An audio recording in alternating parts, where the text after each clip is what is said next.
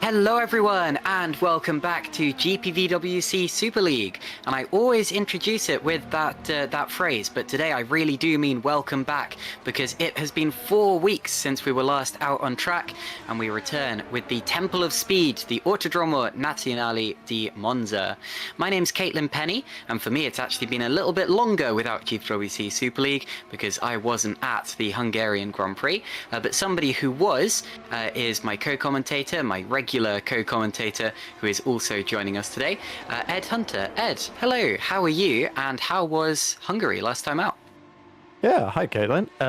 Yeah, Hungary was a really interesting race. Obviously, won, of course, by THR, in particular Tom Stevens leading home that 1-2 after making a brilliant move on a pole sitter, Loic Moynier. Not many people can say they've gone round the outside of Loic Moynier, but of course, the other big story is Grankvist speeding in the pit lane.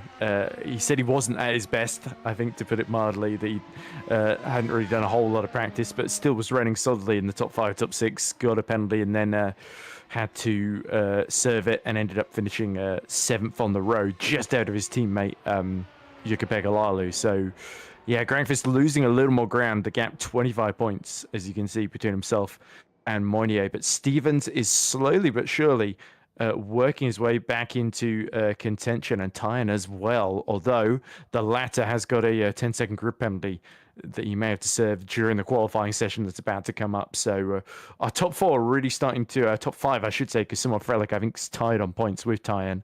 Indeed he is. So they are really the ones starting to wear their way in, with Milnek not far behind either in that HRT. So it's still very, very close in the drivers especially. It could really go a number of ways in these final 5 rounds or so. But yeah, Monza, Yartine, even with the grid penalty, he is the one that has won the last 2 races here in a row. So few people are betting against him, but yeah, Yeah, again, difficult to see which way this championship's going to go. But yeah, Moynier currently with that healthy cushion. Let's see how long that lasts.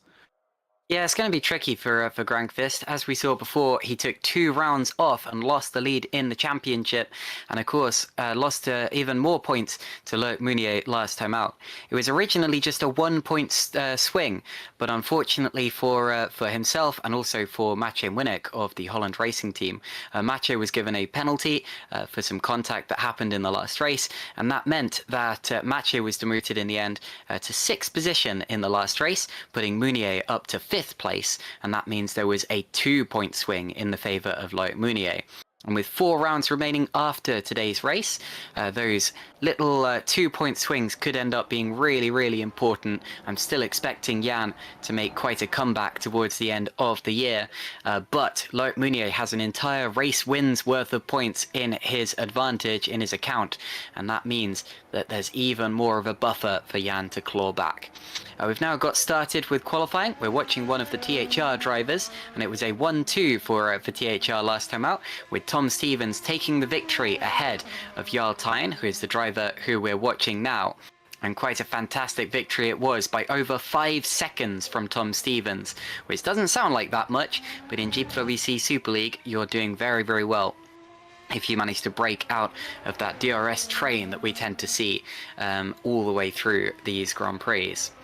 So as you saw before, the THR drivers, as well as being first and second in the last race, are third and sixth I think it is, in the Drivers' Championship. Third and fourth, Caitlin.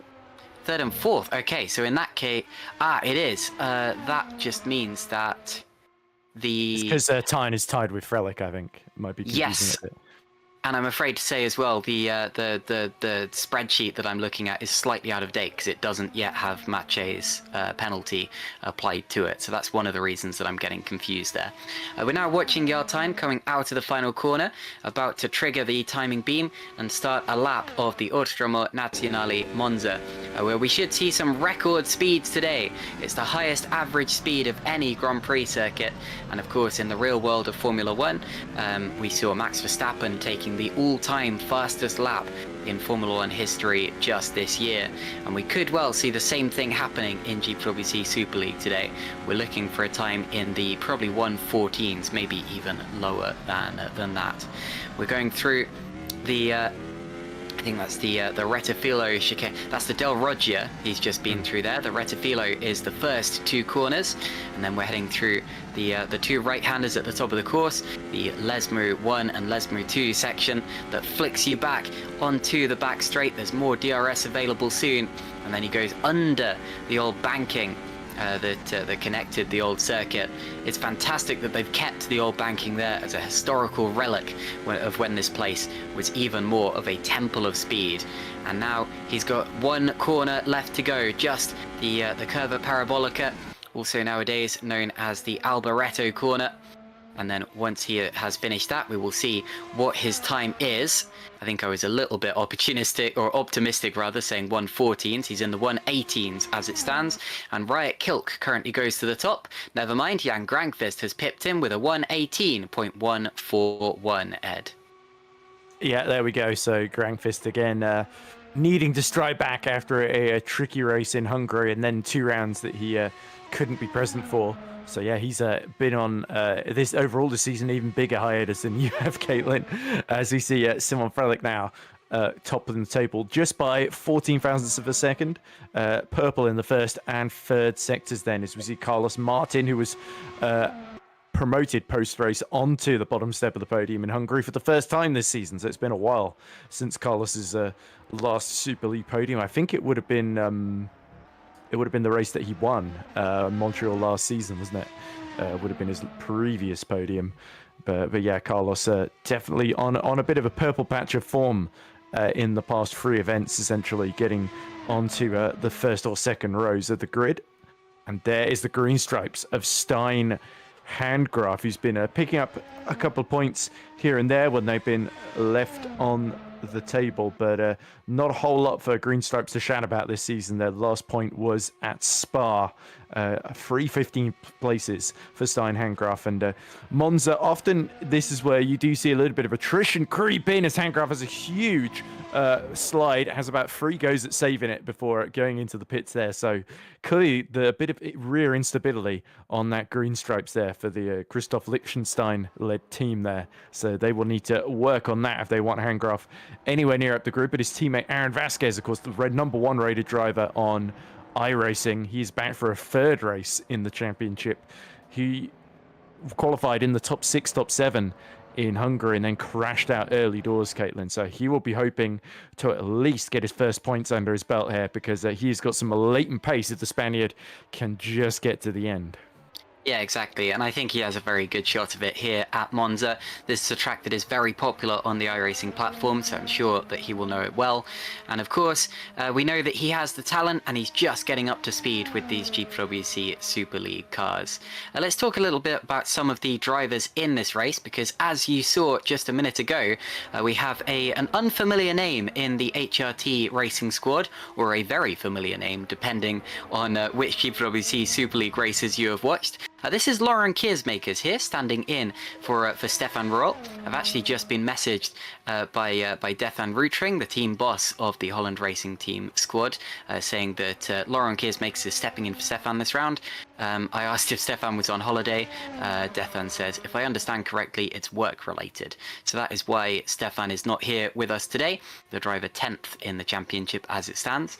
Lauren Kiersmakers, though, like I said before, will be familiar with some people. He's not raced in GPWC Super League since 2021. However, he has a lot of history in this championship. He first raced with us all the way back in 2005, believe it or not, when some of the people on this grid weren't even quite born yet. That's how historic his racing career has been. And he won his first Grand Prix right here at Monza back in that 2005 season. He then went on to win several more Grand Prix, 13 in total, and he was second in the 2007 championship. Probably would have won that season had he done the whole thing. He then took a long break between the 2007 and 2019 seasons before returning spectacularly to GPWC Super League after dipping his toe in the waters and doing some other GPWC and R Factor 2 championships, including Super Lights, where he finished 3rd. I think probably his crowning glory of his Super League career so far was in the 2021 French Grand Prix, where he took a very unexpected victory and, of course, dramatically set the record for the longest wait for a victory between 2 victories for anyone in the Super League Championship.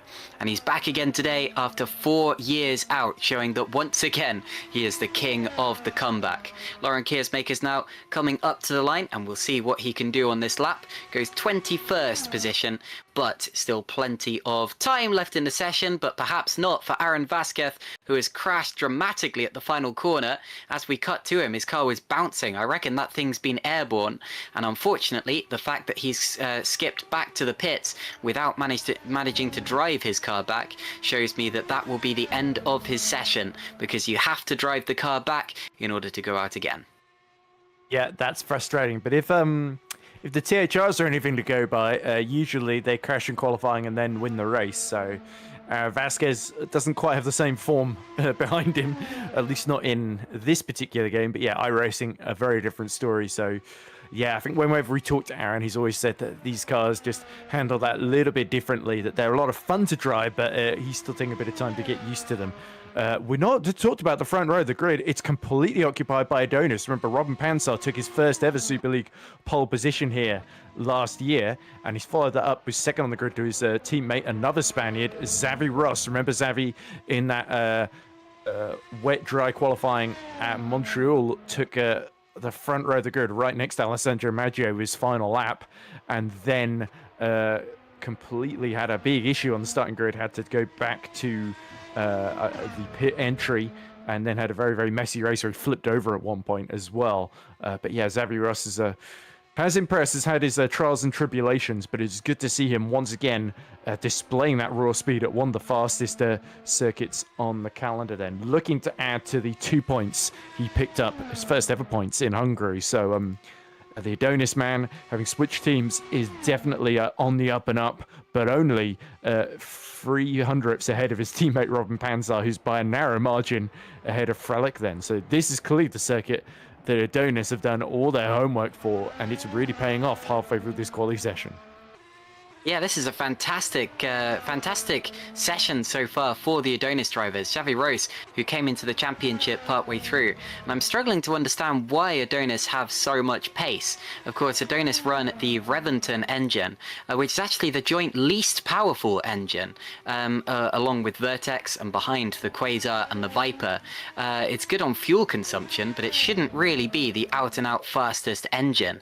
And this is very much a power circuit. So that's just really good lap times there from the pairing of Xavi Rose and Robin Panzer. It may just be that they've got the setup absolutely nailed for this one.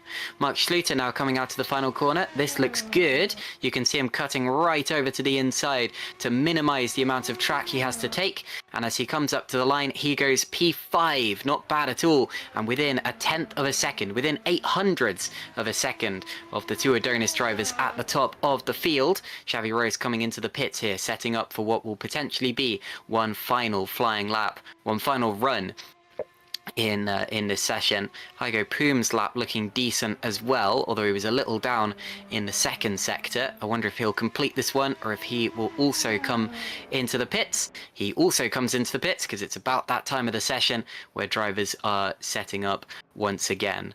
Now, Ed, you mentioned just now that the THR drivers don't often qualify well. They sometimes even have accidents in qualifying, but then improve for the race. Were you aware that Jarl Tyen actually has a 10-place grid drop for this race after I am aware, exceeding the track limits last time out? Not 5-6 minutes ago. So yeah, so my apologies. Yeah, but Hungary quite infamously tricky track in that respect, just to keep it. So on his best lap, he just exceeded the white lines.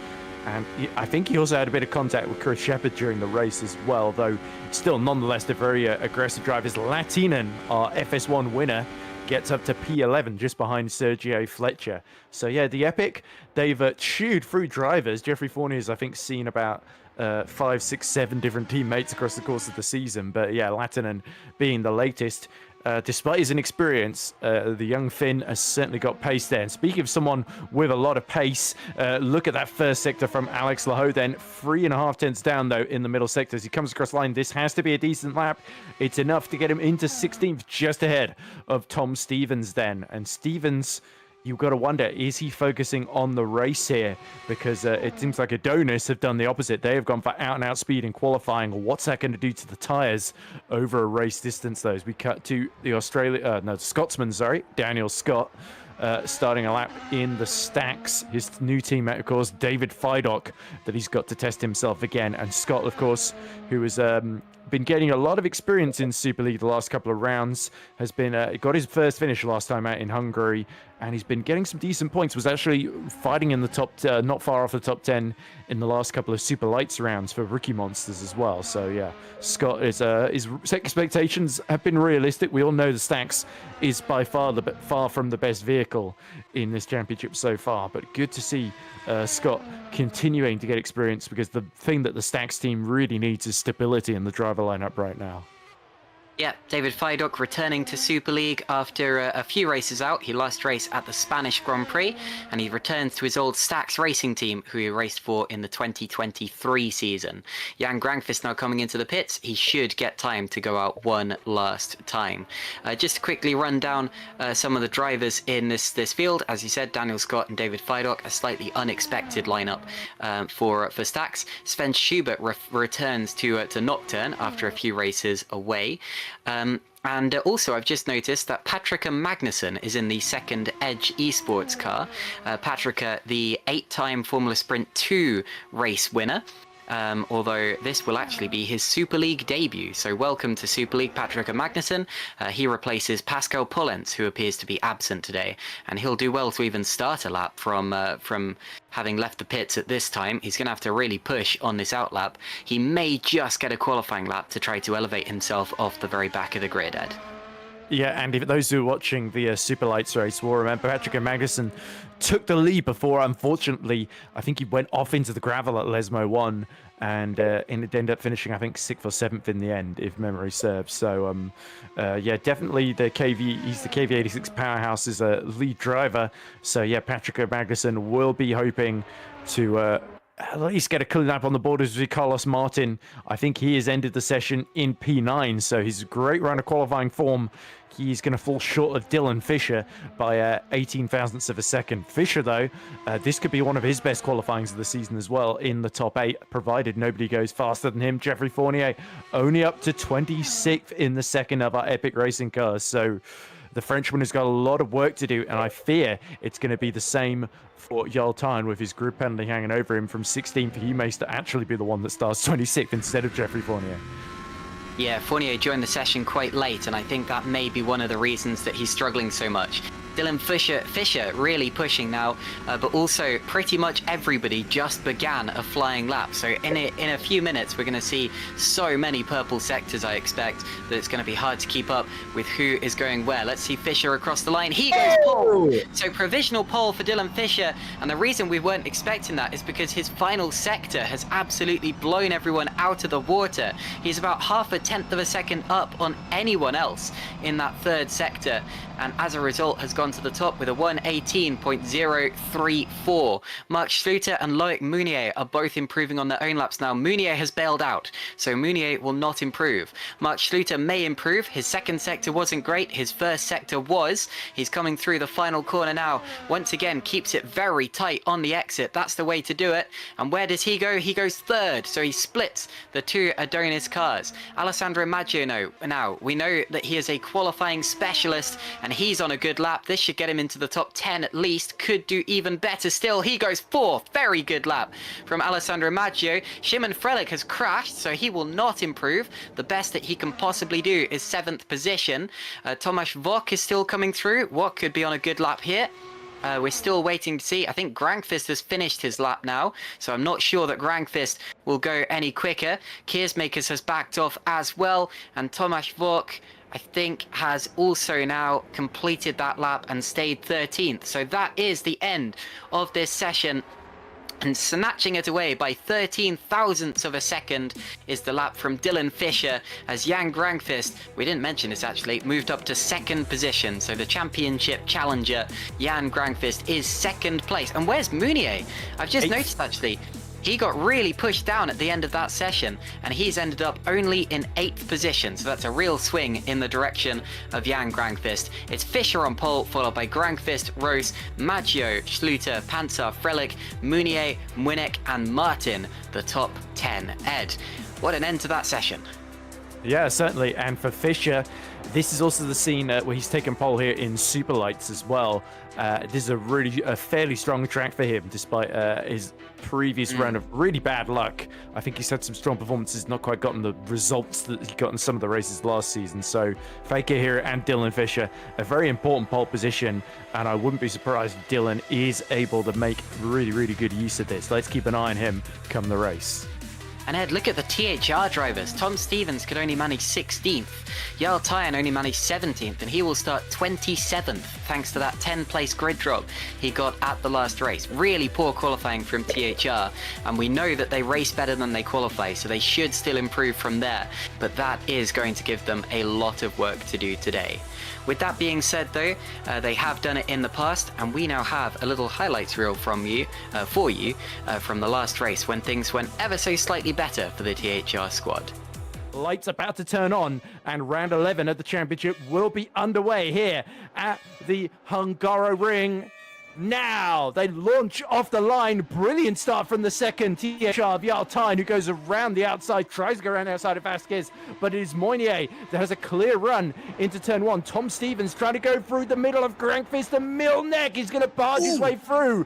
Grankfist has to really hold on round the outside. That will become the inside for turn two. Surely he's thinking about it. No, he backs out. That was very, very circumspect there. But Stevens, he's been bold, he's been brave, and he's gotten up to second position right behind Loic Moynier. Oh, no. As there's a bit of commotion in the background. Oh, one of the valets has spun across the track, Fletcher. and it's Sergio Fletcher. As we see a replay of what happened to Fletcher, he's ahead of both road performers alongside Mark Schluter, and this is where it all goes disastrously wrong. Touches wheels with Mark Schluter on the inside, and I think Schluter was on the racing line on the outside. Fletcher just could not avoid him in time there. As you can see, with Fletcher rolls a little bit back, so a lot of people had to take a vase in action. Vasquez in trouble. Vasquez is round, and there he is in the wall, just in the foreground. Oh, it just accelerates off on the curb. And with that rear wing gone, yeah, his engine has effectively conked out. This is coming up for turn three, and turn four is so very difficult, especially with the derriere in front of you. You need to steer a lot more, cut well the over curb, accelerates a bit. He's very, very lucky he doesn't get in contact with the wall. Incredibly lucky. Xavi Ross now dies to the pit, so one by one, Another DRS. they're all having to cover each other off. And can Moynier cover off the attack from Stevens, who gets up the inside into turn two, trying to steal the lead from the championship leader is Tom Stevens. He's on the outside through turn three. Moynier holds his line, but he's going to be just on the outside, but he is ahead to make the opportunity happen for him. And the two leaders both decide to pit. I think Stevens decided to cover him off. Grankfist is coming in too. So Maciej Milnek is going to stay out another lap and take the lead. So this is crucial. Frelick, Milnek, and Machete are all in. So Martin takes the lead around the outside. Goes Moynier with the DRS, and there's Milnek re-emerging behind Grankfist. There's now Stevens. Mission critical for him to clear Laho, and he makes contact. Laho was trying not to hit him. He sort of understeered into the tie. Stevens thought he was slightly further ahead than he actually was. This is going to be very, very important here for young Grankfist. Makes the overtake onto Mike Quint. Will he make it before the move? Yes, he does. It's very important for Loic Moynier, as he also overtakes Chris Shepherd for fifth and gives himself a bit of a buffer in between himself and Stevens. And when Stevens tries to look down for the inside onto Shepherd, heading down for turn three, is going to be very, very close, but the Englishman actually makes it. And that is very, very important for Tom. As we see move on one of the epic racing cars as Grankfist and Milnek clear Shepherd at the same time. And Moynier, he's cleared Latinen in the epic racing car, but Stevens is still stuck behind, or not for any longer, as he goes around the outside into turn two. This is the second Green Straps racing driver, and as it's in a similar position through the second sector, too much on the grass, he keeps out of the wall, but he spins 180 degrees. Is there Sergio Fletcher pushing a bit too hard, has a big impact with the wall as he goes well into the grass there. And that's his race run, I'm afraid. It's very bad news for Valet. All their hopes now rest with Ruben Machete as Grankfist now clears Latinen. Predictably, Milnek, desperate not to lose time, follows them through. But Moynier now is all over the back of Jeffrey Fournier for what is now third overall. As Fournier now runs a little bit wide on the exit of turn one, and both with DRS, but it's going to be Stevens that goes around the outside. Jeffrey Fournier gets on the brakes a bit earlier. This is the fate that propelled Chris Shepherd. He was actually right in front of Tyne and behind Xavi Ross. When does Tyne go for a move up the inside? Does he make contact? Does he spin him round? Oh dear, Shepherd just avoids hitting the wall. And I think this is CR Tyne making a very risky dive at a corner that you usually can't really make a pass at. And it certainly wasn't a clean pass. And whoa, and round goes the Edge Esports car, and into the wall goes Schluter. Oh dear. So here we go, out of 9 through 10 into the fast right-hander of 11. Does he get too far over the curb? Yes, he does. The car bottoms out, as is so easily done. And as we see Frelick under attack here from Jukka-Pekka Lalu. Oh, forces his way up the inside. There's almost enough space there. Frelick has to run a little bit wide. Lalu, having done the alternate strategy here, still there on the outside. Frelick is not going to give this one up easy. No. There's a saying, discretion is the better part of valor. I think he should have lived to fight another day, given up position, and he would be in 10th right now rather than 15th. Oh, and here he comes. Martin uses push to pass, uses DRS. Machete really leaves the door very much open there. Mark Schiller is out of the race then, up towards turn 4. Has he done the Alex Laho mistake? Drifts a bit wide onto the curbs. Oh dear. And the rear of the car makes big contact with the wall as he bangs across it. And we see, is that Stefan Ruhl into the pits then? It is. Look, Munya goes in for a scheduled stop. I think that is Tom Stevens and Jan Granqvist as well. They all get out of the pits in the same order. Slightly longer stop for Super Venturi, which shows that's an area they've maybe not invested in. Look at Latin, and then there is Ruhl then, who I think has jumped Jan Granqvist. Granqvist, I believe, has sped in his last pit stop, so he had to make a drive-through penalty. Maciej Milnik exits the pits. He's going to come out well ahead of Granqvist, probably to his surprise, and just ahead of Yartine as well. But he has to be careful here as we see the move going on in front. Xavi Ross clears Moritz Kropp and very, very swiftly through. Follows Loic Moynier here. Cannot afford to lose any time. Around the outside comes Tom Stevens. He's using the DRS. Going to go the long way around into turn 2. There's a small gap. Stevens absolutely goes for it. Side by side, they rip wheels. And Loic Moynier holds firm on the inside as they go uphill into turn 4. Oh, and round the outside. What a fabulous move from Tom Stevens. But it's not done yet as ducking and diving goes Moynier around the outside here as Stevens doesn't get a great run into the 5-6 chicane, and Moynier is going to be right on the back of him. Stevens, he had to be incredibly brave to pull that one off.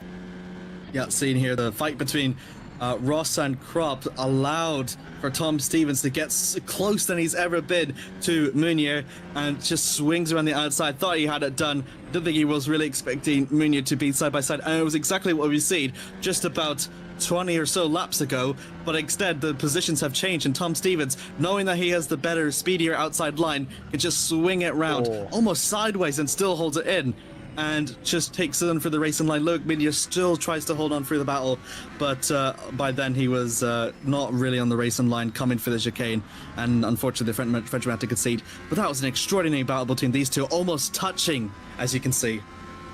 Yeah, and don't I really see him move around the outside into turn 4. Moynier had to concede, still lifting off, but Stevens did incredibly well, not only to stay on track, and then Moynier, because he had to slow to stay on track, did very well not to hit the back of him. But Lally will get going behind his teammate Granqvist, who's going up the inside of Hugo Prüm at the first corner. It's actually, again, Xavi Ross. Milnek going up the inside, makes contact with Ross and spins Xavi Ross out, and that creates the opportunity for Tyne, who's very, very switched on, to dive up the inside. This time, Milnek decides not to cause a second incident in quick succession. That's exactly what Maciej did not need.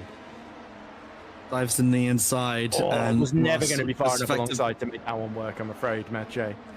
Machete dropping down to 10th position. He's off. He's off. There he is. Oh, there he is. Dear. We see the replay of Reuven. Backs it into the wall. Much bigger hit than Mark Schluter as well. I think for Jan Granqvist, especially for the teams, yeah, he has to let him through. Now we see the move being made from Chukapegalalu for 7th position. Panzer sticks to the outside. Granqvist as well, not to crash into the back of Panzer. It's now Granqvist picks up Panzer into turn 1. Crucial move then for the reigning champion.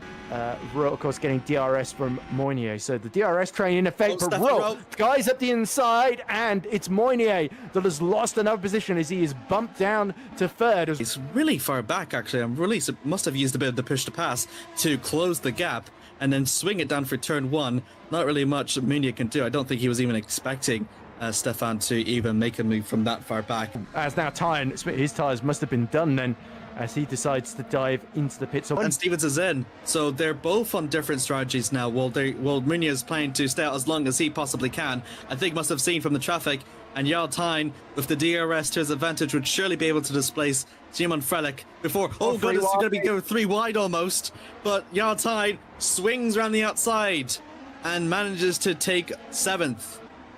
Yep, so Simon Frelick is going to have 2 cars breezing past him, because here comes Stefan Ruhl, fresh out the pits, up the inside of Moynier now stops, and he's surely going to come out behind Ruhl at this rate. As Inek ends to the pits, that's going to be HRT's last scheduled pit stop. Crucially for Milnek, by the way, he has been able to overcut and stay ahead of Carlos Martin there, who Granqvist goes up the inside at turn 1. Past Moritz Kropp. This is the overtake that Milnek had onto Meunier. Is it going to be exactly a similar fashion to what we've seen with Stefan Ruhl and Meunier? And almost in similar fashion, as it turns out, uses the DRS clean before turn 1. Oh, Martin's picked off Moynier. I missed that completely, but Moynier down to 6th. To have Carlos Martin, I think another similar clean move. Down to turn 1, it's exactly what we've seen with the HRT drivers. Yeah, we talk about how important pole position is, but if the tires can't make the distance, 53. here comes Rolt. He's got the inside on Yartan, side by side. They bang wheels into the first corner, almost pushing Yartan off track there, as there's just enough space for the Dutchman to get through. And look at this down for the back. This is Shimon Felik around the outside through turn 1. This is against... Ooh, Robin Pansar, and makes the move. What a brilliant overtake by Shimon Felik. As we see side by side between Krop and Fischer, and Dylan Fischer boldly goes round the outside, follows his teammate Heiko Poom past Moritz Krop there. And look at this, it's a snake here. Yartan has got back up to P2 down the main straight, and Rot is in trouble here. He goes wide. Milner goes up the inside. Has Rot run out of tyres, or is he low on fuel here as he's weaving all over the place? Milnek up to 3rd, round the outside goes Martin. Martin going for the podium here, and he locks wheels with Maciej Milnek, but he's got the inside into turn 3, and he's nearly squished in the sandwich. Moynier is coming back at him as well. Rot surely is out of fuel here and just trying to run on embers to get to the checkered flag. Stevens comes towards the line, and he wins the Hungarian Grand Prix, his 2nd win of the season for the British driver, and it's a 1-2 for THR, who reassert their control in the team's championship. Confirmation of the final results. Tom Stevens and Yartan do make it a THR 1-2, with Stevens snatching a lead halfway through the race and Tyne having that dramatic finish to retake 2nd position. Maciej Milnek has to be content with 3rd after losing that position to Tyne with some backmarker interference over the collision with Xavi Ross. Carlos Martin profits from Rod's late drama to finish P4 for TOP, which is good news for them. Loic Moynier, meanwhile, having started on pole position, disappointing final stint, very Charles Leclerc-esque, wasn't it? Dropping down to 6th with Jan Grankvist and Jukabega Lalu making it Super Venturi 7th and 8th, one of their best team results of the season, but sadly for Grankvist, a drive-through halt limits his score. Frelick, after some drama, got back up to P9 with Thomas Vack, some late moves, climbing him back into the top 10. In 11th position was Robin Pansar, and followed by the 2 AK heroes of Heiko Poom and Dylan Fischer on the 4 stop. Xavi Ross takes his first finish, his first 2 points of his Super League career in 14th, with Rai Kilk unexpectedly right at the death, taking the final point, playing position in 15th.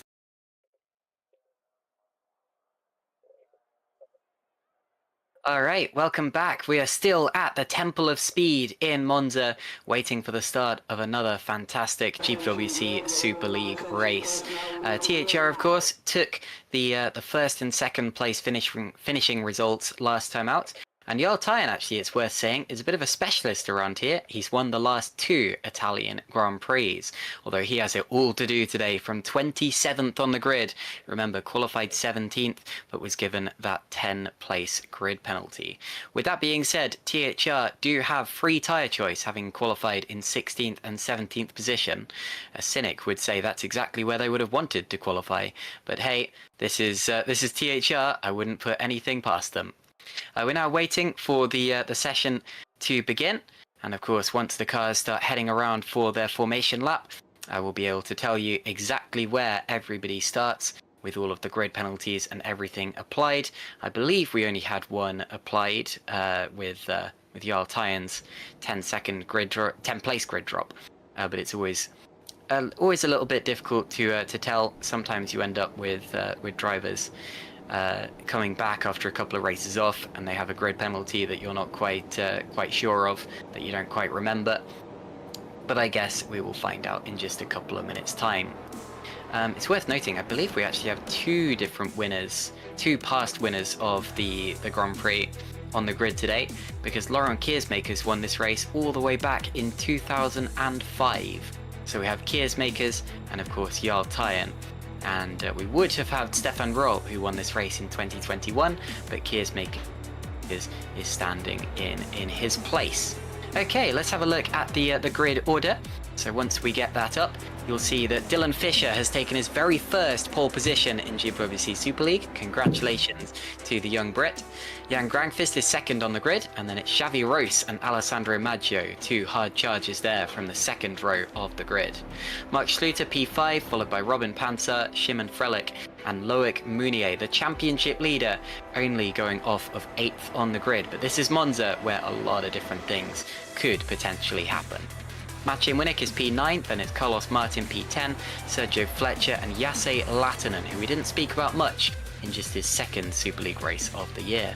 Then it's Tomasz Vok, Riot Kilk, Chris Shepherd and Tom Stevens, the THR driver, starting from 16th on the grid. And then Alex Laho, Heiko Poom, Laurent Kiersmakers on his return to Super League, and Stein Handgraf there in 20th position. Laurent Kiersmakers, remember, has not yet started a Grand Prix in 2025. His last was in 2021.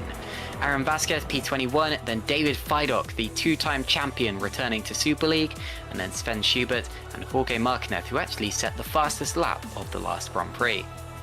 Jeffrey Fournier is 25th, then it's Moritz Kropp, Jarl Tyen and Patrick Magnussen, the debutant there, who is also a super light driver for KV86. And then Daniel Scott and Jukka-Pekka Lalu round out the grid. I believe that both of them unfortunately failed to set a time in the qualifying. Scott set a time. Scott set a time. Okay, that's fair enough. Right. We're now on the start-finish straight once again. It's quite a short lap here at Monza, and we're getting ready for the start of this race. Ed, I personally think that all eyes should be on Jan Granqvist here, going off of second on the grid. He's going to be hard to beat here, isn't he? He is, but we got a lot of drivers with something to prove. Look at Maggio right behind him as well. So much bad luck disconnections the past couple of races. Xavi Ross also was close to pole as well, but Dylan Fisher, he's got the big opportunity here, Caitlin. He can't let it slip between his fingers. Indeed, Fischer's best result was 5th place at last year's German Grand Prix. Can he go better today? Can he go 4 better? That is what his aim, I'm sure, will be. We wait for the 5 red lights to illuminate at the front of the grid. You can see the gantry there, but no life just yet. And here we go, 3, 4, 5. And when they go out, we are underway at Monza. Here we go. Good start from Dylan Fisher as he spins up the wheels and immediately goes to cover Jan Granqvist. The track gets very, very tight now as we go into turn 1. This is an overtaking opportunity. Laho's off. Laho went onto the grass and he took off someone else on his way towards the barriers. I'm afraid, I think it was Alex Laho dropping further down the order now, and he smashes through the polystyrene blocks on his way back onto the road. And I think whoever it was he took off has got away with it relatively well, because I didn't see any front wings flying. Okay, yeah, there Fletcher is that cut the chicane as well alongside him. Fletcher, well. all right. Another yellow flag. And there he's again in trouble. And now who was that? Was that Fletcher again? Fletcher, yep. Sergio Fletcher, it looks like Fidok was involved. Not Fidok, Daniel Scott was involved. There's another wheel off there. That might have been from Daniel Scott, who is still in the gravel trap. And Patrick Magnussen is out of the race. Jeffrey Fournier is out of the race as well. And unfortunately for Patrick Magnussen, his first GPVWC Super League race only lasted about 4 corners. He's gone for the Marco Apicella strategy from the 93 Italian Grand Prix. Dylan Fisher leads the race by half a second from Maggio. Maggio up to second. Wow, we didn't see that. Maggio is second place. I think we did, actually. We did very much see it, but we were so focused on what was going on in the background. But yeah, Maggio just went clean around the outside of Granqvist at the first corner, got the overlap. Here comes Schluter trying to pick off Ross as well, and he's surely going to get the inside. He's got the move done before they get to the braking zone for Redifilio. So yeah, Schluter now, he is going to be next to challenge Granqvist, if at all possible, as they're still going side by side. Lattinen is forced out there as he tries to hold back Chris Shepherd and Heiko Poom, who's seen his teammate running up on pole. He wants to get into the top 10 as well. So 2 cars out on the first lap, those being Magnussen and Fournier, and 2 cars in the pits, those being Fidok and Vasquez.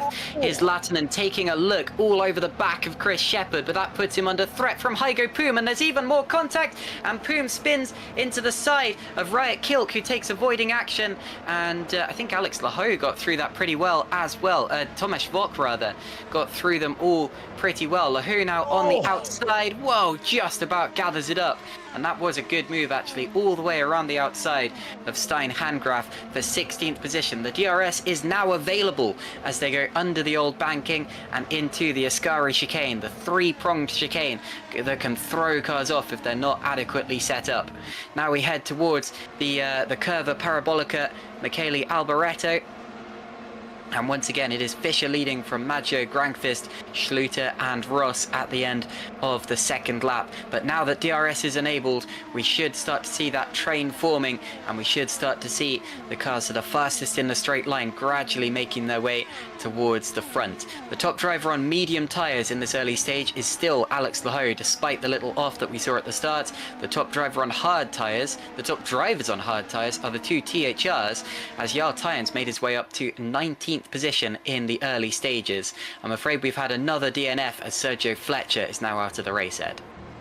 Yeah, that's a big shame, but not surprising. That's 2 races in a row where Fletcher has had first laps from absolute depths of hell that he's had to deal with there. As you see, Maggio now, he was a 10th quicker than Fischer the previous lap. He's starting to put pressure on the young Englishman. These two young drivers that have proven their names, won several races in Super Lights, now have got a chance to fight for victory in Super League here. But yeah, Maggio at his home race, you've got to think he is going to throw the absolute kitchen sink at Dylan Fischer here. And from Granqvist's point of view, he's got to hope that these two tire each other out, quite literally destroy their tires, so that he can pick them up before the first pit stop. But Schluter is fastest of anybody at the moment, and he's right behind Granqvist, having cleared Ross.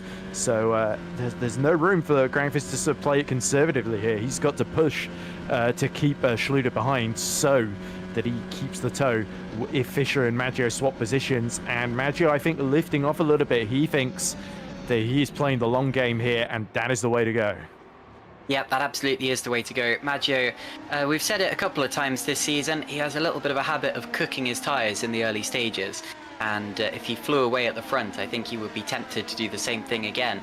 So it may actually be better for him to sit in behind Dylan Fischer and wait for the first round of pit stops. Talking of pit stops, it's between a one-stop and a two-stop strategy here. I've spoken to some people who say that a one-stop should be the quickest way to do it.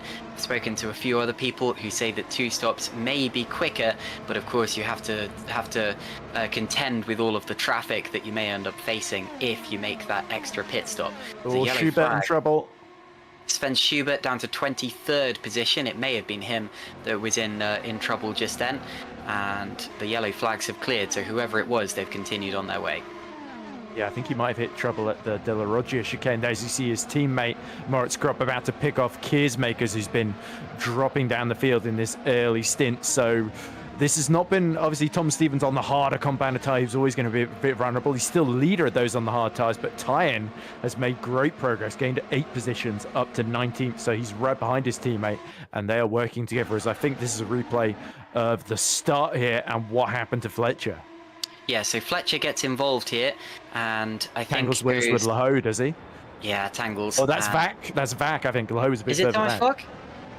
Okay, fair enough. It was one of... I have to say, the Road to Formula cars both have pretty much identical helmets, and I'm not a fan of that. Thomas. We're now watching on board with Thomas Vac, and it is. So my apologies to Alex Lahoe. We can tell that it's Thomas Vac because he's starting on the soft tyres, whereas Lahoe started on the mediums.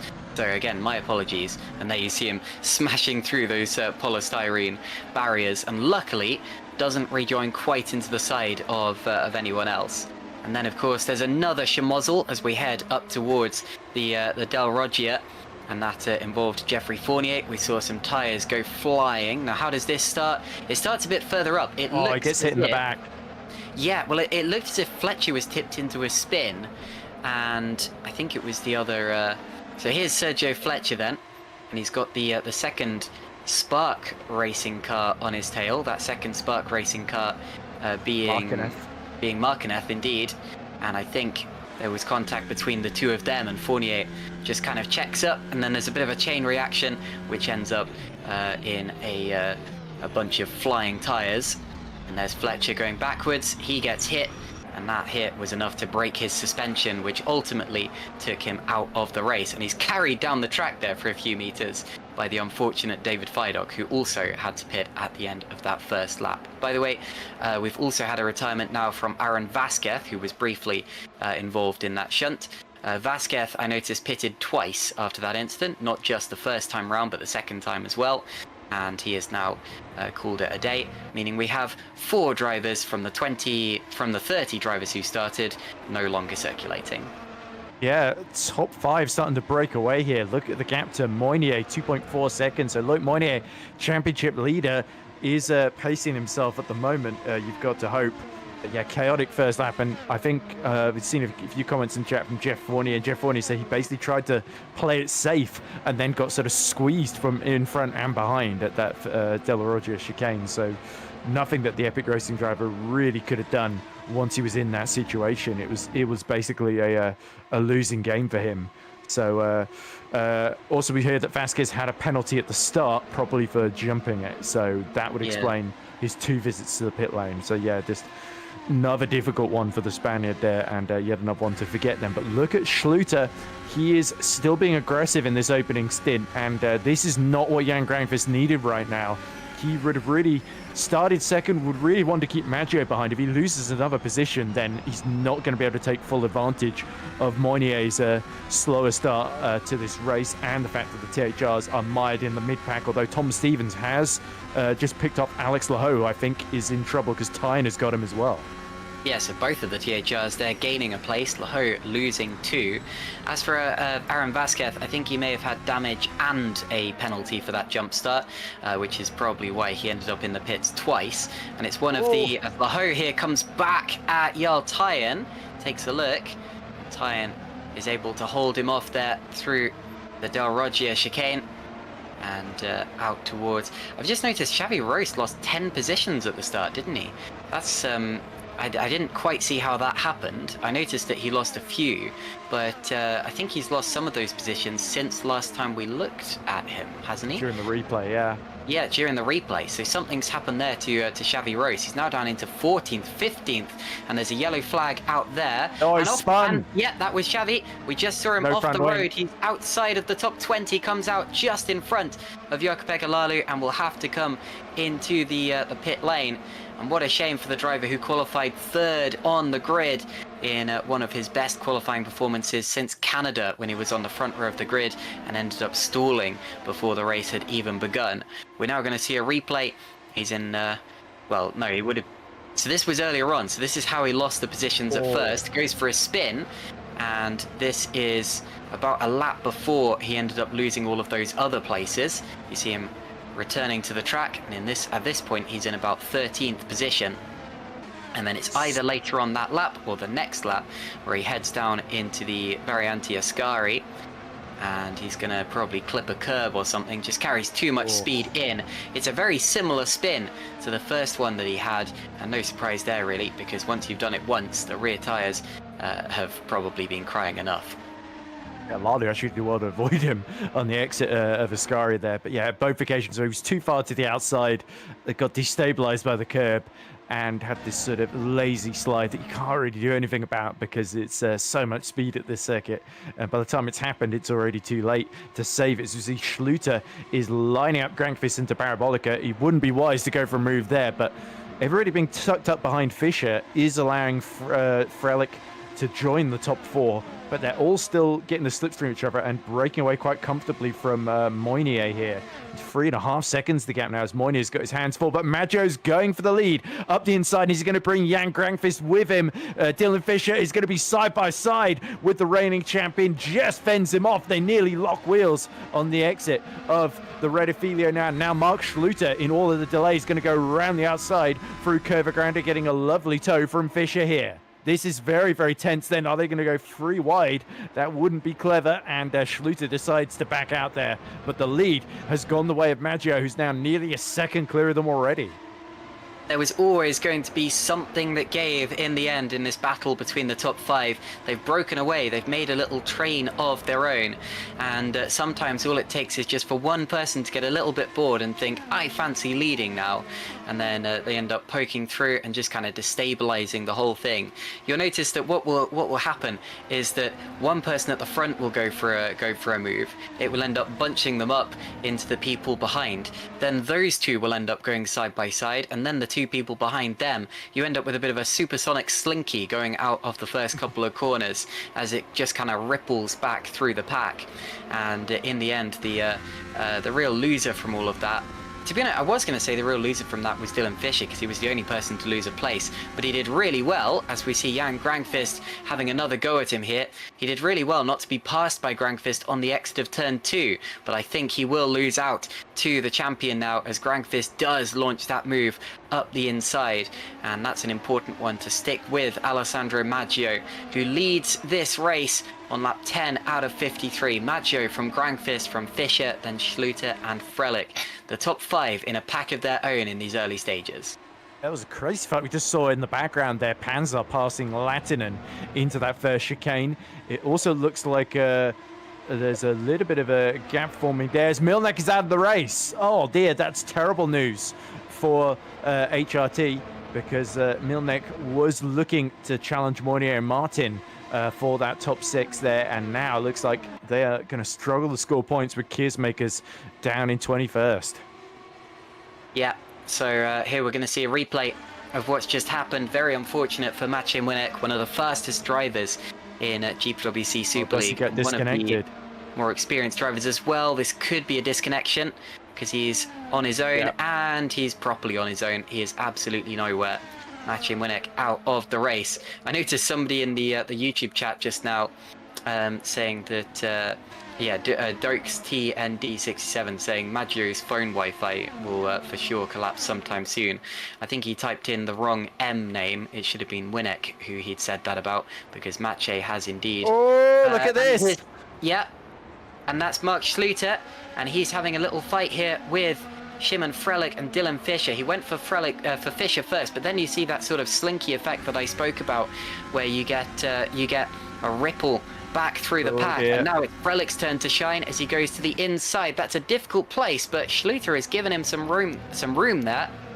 He knew that only one of them was going to back out of that, and it had to be him. So Shimon Frelick has gone through into 4th position. Oh, well, and this has been going on. A horrific accident in the mid-pack. Is out. Tom Stevens is out of the race. He's out, Latinen is out, Krop is out, and Leho is out, and I think they've all crashed into each other in the middle sector last lap. Goodness me, so the winner of the Hungarian Grand Prix has bitten the dust after just 11 laps here in Monza. And as you said, Moritz Krop, another one run out of the same stable, Nocturne and THR, very closely linked. He is out of the race. Jase Latinen is out, and there has been a bit of a schmozzle there. We'll have to wait and see exactly what has happened, as we now see Maggio and Grangfist. And was that somebody coming into the pits there? Was that Dylan Fisher pitting onto a 2-stop strategy? And that will be a forced 2-stop strategy now, because it's way too early, unless he puts on hards and just runs it right through to the end, trying to use the track position. I think it may be too long for that. We'll have to wait and see. But Fisher pitting much earlier than I expected him to. We're going to see a replay now. Stevens is side by side. Is that Latinen in the Epic Racing car? Going into the Variante Ascari, and they come together midway through the corner. Tyen takes avoiding action. Kablam!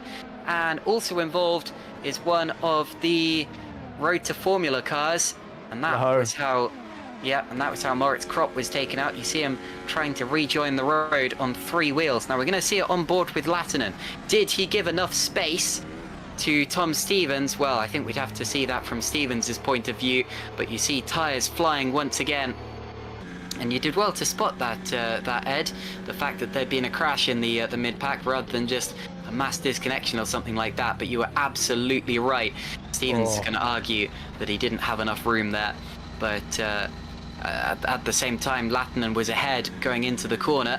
I think by FIA rules, I think Latinen had the right to that corner. But realistically, I think Stevens had earned a bit more space than that. And that's just a bit of an unfortunate error that ended up costing some collateral damage in the process. So Maggio's responding to try and cover off Dylan Fisher there, but yeah, Leho and Krop, Leho so nearly avoided it as well. That's going to be frustrating for him. But yeah, to me, I don't think Lennon really, in his first ever Super League race, did he really need to fight Tom Stevens that hard? I mean, you got to fight for every position. I know that, as we see Maggio coming out the pits, and he's going to re-emerge behind Lalu, but crucially still ahead of Dylan Fisher. So Maggio has still got the net lead, and he's got a big undercut, as does Fisher, on Jan Grankvist that he can use to stay ahead here. I think that accident shows just why I disagree so much with the current way that the FIA rules are enforced. Because just because you're ahead going into a corner, that shouldn't mean you have the right to turn across on your opponent and force them off the road. Because if that happens and you end up colliding, well, you can hold your hands up all you like and say I was ahead at the apex, but you're still out of the race and you're still just as toasted. So anyway, we continue on in the race, and as you said, Alessandro Maggio has left this group and dropped back. He's come out ahead of Dylan Fisher, but they are separated by only just over a second. We're now going to wait and see if any of these three react to that and go for a similar strategy. They all stay out on this time of asking. Grankvist leads Frelick, leads Schluter as they cross the line. The DRS wide open on the back of those cars. All three of these drivers race winners, all three of them very competitive. And Jarl Tyen passes right at Kilk, and that's because Kilk is also in the pit lane, Ed. Yeah, I think the softs are wearing a lot quicker, 47-degree track temperature, of course, than some of the teams anticipated here. And that is why we see Maggio and Fisher in so early. The big question is how far can they go on the hard tyres that they both switched onto there, as we see Kilk doing the same thing. Pitting early, at least in terms of traffic, they came out with well ahead of Chris Shepherd, and with Lalu Maggio's now about a second behind him. So Lalu and Kirsmakers are fighting ahead of them, just in that final position in the top 10. But if they can clear them quickly, it's another 4 seconds to Markinev as well. So it really depends if having the fresh tyres is just going to allow them to breeze past, or if they can end up being stuck behind for a couple of laps, because that could really determine whether this strategy works or not. Whereas Grankvist up front, he can now control the pace. This is exactly, I think, how Jan was hoping it would pan out. Frelick and Schluter, if anything, are more starting to squabble with each other for second here. So Jan can really dictate the strategy, and he's coming in now. He thinks those extra few laps are exactly what he needs. Is he still going to come out in between Fisher and Maggio? They got Lalu in between them now as well. So Lalu failing to hold them up, I think, means now's the time for Grankvist to react. Indeed. So I know I reacted like I was surprised when Dylan Fisher came into the pits earlier on, and I was a little bit surprised, but maybe I shouldn't have been, because you can run quite deep into the race from here. And there is Alessandro Maggio making up a place on Laurent Kiersmakers in the background. Lalu and Fisher doing a similar thing, and Jan Grankvist exits the pits behind them. He's actually lost a bit of time to Maggio and Fisher. I don't think that was a particularly good entry to the pit lane. Hopefully a little bit better than it went. Well, he's been undercut as well at Hungary, but yeah, he has been undercut. Yeah, so the good thing here is that Lalu's not going to hold him up, but the minute he appears in Lalu's rearview mirrors, Lalu will remember how much both of them helped each other out in Hungary, and Jukka-Pekka will, I suspect, on older tyres, not be too much of a hindrance to him, and that will enable him to quickly catch Fisher. But of course, it really depends, having those tyres, whether is Grankvist going to try and one-stop with having stayed out those extra 2 or 3 laps. Is he going to be in a better position in terms of tyre life than Maggio and Fisher? Meanwhile, Frelick now in the lead. How much longer are him and Schluter going to run for? As Mark Schluter's got another great run on Simon Frelick. Is he going to get his own bank around the outside? He's going to retake the lead. And that's the first time since Spa that we see Mark Schluter leading here in Super League then. So the man who won 3 races last season, still looking for his worst win of the season after what's been a difficult campaign for Edge, but he's gotten himself quite far ahead already, half a second clear of Simon Frelick there. So definitely Mark Schluter's been keeping his powder dry for this moment. As you see behind, things are getting a little bit more tricky for Moynier, because now Martin has jumped him. Yeah, good straightforward move there for Mark Schluter to get through to the lead of the race. And it's going to be another one of those races where it's tricky to tell exactly where the net lead of the race is. It's between Schluter and, of course, Alessandro Maggio, who's back in 9th position right now, but pitted quite early. We're seeing 2 seconds a lap faster as well, is Maggio. Yeah, well, he would be on the fresh tyres. But we're going to see a race here which is kind of like a mirror image of the Grand Prix we saw in real life. Of course, in reality, we saw drivers pitting really late on. The McLaren drivers ended up pitting only about 8 or 9 laps before the very end of the Grand Prix. And in Super League, we tend to see it the other way around because the soft tyres are a little bit brittle and the hard tyres are much, much more durable. But of course, the slipstream train is even more important here. You need to be able to keep up with your opponents, and that adds an extra little wrinkle to the track positioning game. Here's Jan Grangfist on the back of Jukka-Pekka Lalu. Will probably clear him quite quickly.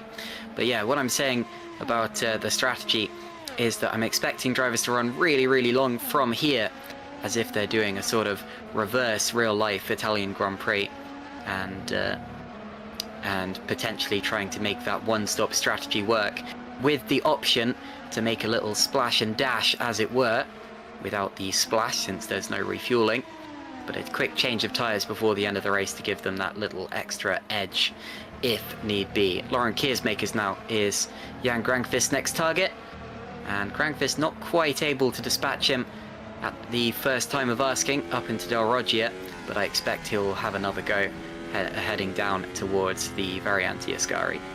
That was you saw Lalu let him through, and then Grangfist sort of tried to show his nose up the inside a little bit into the Roger from quite a way back, hoping Keersmakers would be as cooperative, but of course he's not his teammate, so no dice there. DRS open as they go under the banking, under the bridge into Ascari. They knowing the Landon Stevens incident that just happened here, probably not a good idea for Grangfist to dive there, so he is waiting for that start-finish straight. The other interesting thing that's happening right now, so THR fans, do not give up all hope just yet, because Jarl Tyen on the alternate strategy is leading on the hard tyres, running in 5th. He's just gotten past Thomas Vack in the road to Formula, and he is lapping in the high 22, so it's sort of similar pace to what those who've just switched to fresher hard tyres are setting as well. As here comes Grangfist. This time it's going to be a bit more straightforward as Keersmaker sticks right to the outside. Grangfist up to 10th now, and he's got to chase that 3.2 second gap to Dylan Fisher then. So far, I really think this is going Maggio's way at the moment, but Fisher is keeping within 1.7 seconds of him. Yeah, definitely. And to be honest, I knew that this would be a track that benefited Alessandro Maggio. He is one of the fastest drivers in GPWC Super League. It's his home Grand Prix, of course, the Italian driver. And crucially, it's not a particularly high tyre wear circuit. You'd expect that it would be with its fast corners. But to be honest, the tyres have a long time to wait. They have a long break every time you get onto a straight. And the acceleration zones aren't too bad on the front tyres. It's mainly the rear tyres that you have to look after here at the so-called Temple of Speed, but it means that degradation doesn't quite work the same way as it does at other tracks, and I think that Maggio will suit this style of racing a little bit better than he has done at some of the other races this year. He's on the back of Jorge Martinez here, who will, I'm not sure if he'll really be thinking about his teammate Loic Meunier's race right now, but he would help Loic Meunier just by getting out of the way a bit quicker there, so as not to give Maggio the quite as much of a slipstream. But through now goes Maggio, and Martinez was not able to make that particularly difficult for him. Maggio will now set after Sven Schubert, who's a couple of seconds up the road, and this is one of the added difficulties you get by pitting early, because yes, you get onto that fresh rubber and you get to set those quick lap times, as there's a little twitch there from Loic Meunier, but you also have to deal with quite a lot of traffic, and that's one thing that the likes of Schluter and Frelick have not had to deal with out in front, Ed. Yeah, as long as you catch people at the right parts of the track, though, you shouldn't lose too much time breezing away through the field. It's when you get 2 or 3 people fighting in front of you that it starts to get a bit more complicated. Look at Meunier really trying to get aggressive into Ascari to almost try and scare Carlos Martin off the road. These two resuming the battles we've seen really over the past couple of races, isn't it? They fought for the win on the road for quite a lot of the Belgian Grand Prix, Hungary as well. They were fighting for basically the final spot on the podium. As Schluter finally decides to duck in from the pits from the lead, that puts Simon Frelick back into the top spot, and we are seeing Martin and Meunier dive in as well. So they're looking to get the undercut there. So running quite a lot longer than the other soft tyre runners. It's taken them until lap 20 to make their first stop, and everybody here should be comfortably on the one stop. Mark, Martin and Moynier all making their way into the pit lane. Szymon Frelick will take the lead of the race, and he'll take a 7-second lead as it stands. There you see Carlos Martin coming out just in front of Loic Mounier, nearly across his path, across his bows. And Mark Schluter is able to exit a couple of cars ahead of them in the train. They might be split here by... Hygo Poom. I was going to say it wouldn't make sense for it to be Fischer. He's a little way up the road. But Hygo Poom, they're in 13th position. So Martin and Moynier are 14th and 15th. And Hygo, they're going around the outside of... Sorry, Martin, they're going around the outside of Hygo Poom as they make their way into the Del Roger chicane. I think there was a little touch there, but they're just about able to get away with it. And Carlos Martin goes back up into 13th position now. Yeah, they pit into traffic, which is not really ideal for either of them as Fischer picks off Markinev. So, and Maggio's already cleared Schubert for third as well. So those running longer on the hards are being picked up off by those who have pit one by one. And Moynier up the inside into Ascari, and Hygo Poom sees that coming a long way off. Frelick has to pit from the lead because surely he had to respond. Otherwise, he was just going to fall miles behind if he stayed out any longer.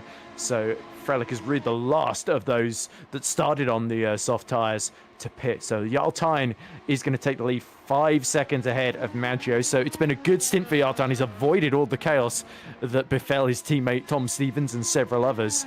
But now this is where his strategy is really going to start to play against him a bit here, because the hards are just going to wear as the stint goes on. And even if he's able to match the pace of Maggio, which he is at the moment, only 2 tenths slower that previous lap, he is going to pit and surely come into sort of 7th, 8th, depending on the pace of those behind him, essentially. So THR could still get some decent points out of this, but yeah, at the moment, it really is looking at advantage Valet, advantage JK here, and particularly advantage Super Venturi. Yeah, I know it's slightly artificial to see Yaltine up in the lead of the race because he hasn't yet pitted, but considering he's come from 27th on the grid and he's already been through the gravel once with that fantastic bit of avoiding action as he went past his spinning teammate, Yaltine is doing a great job to lead this race after a fantastic opening stint.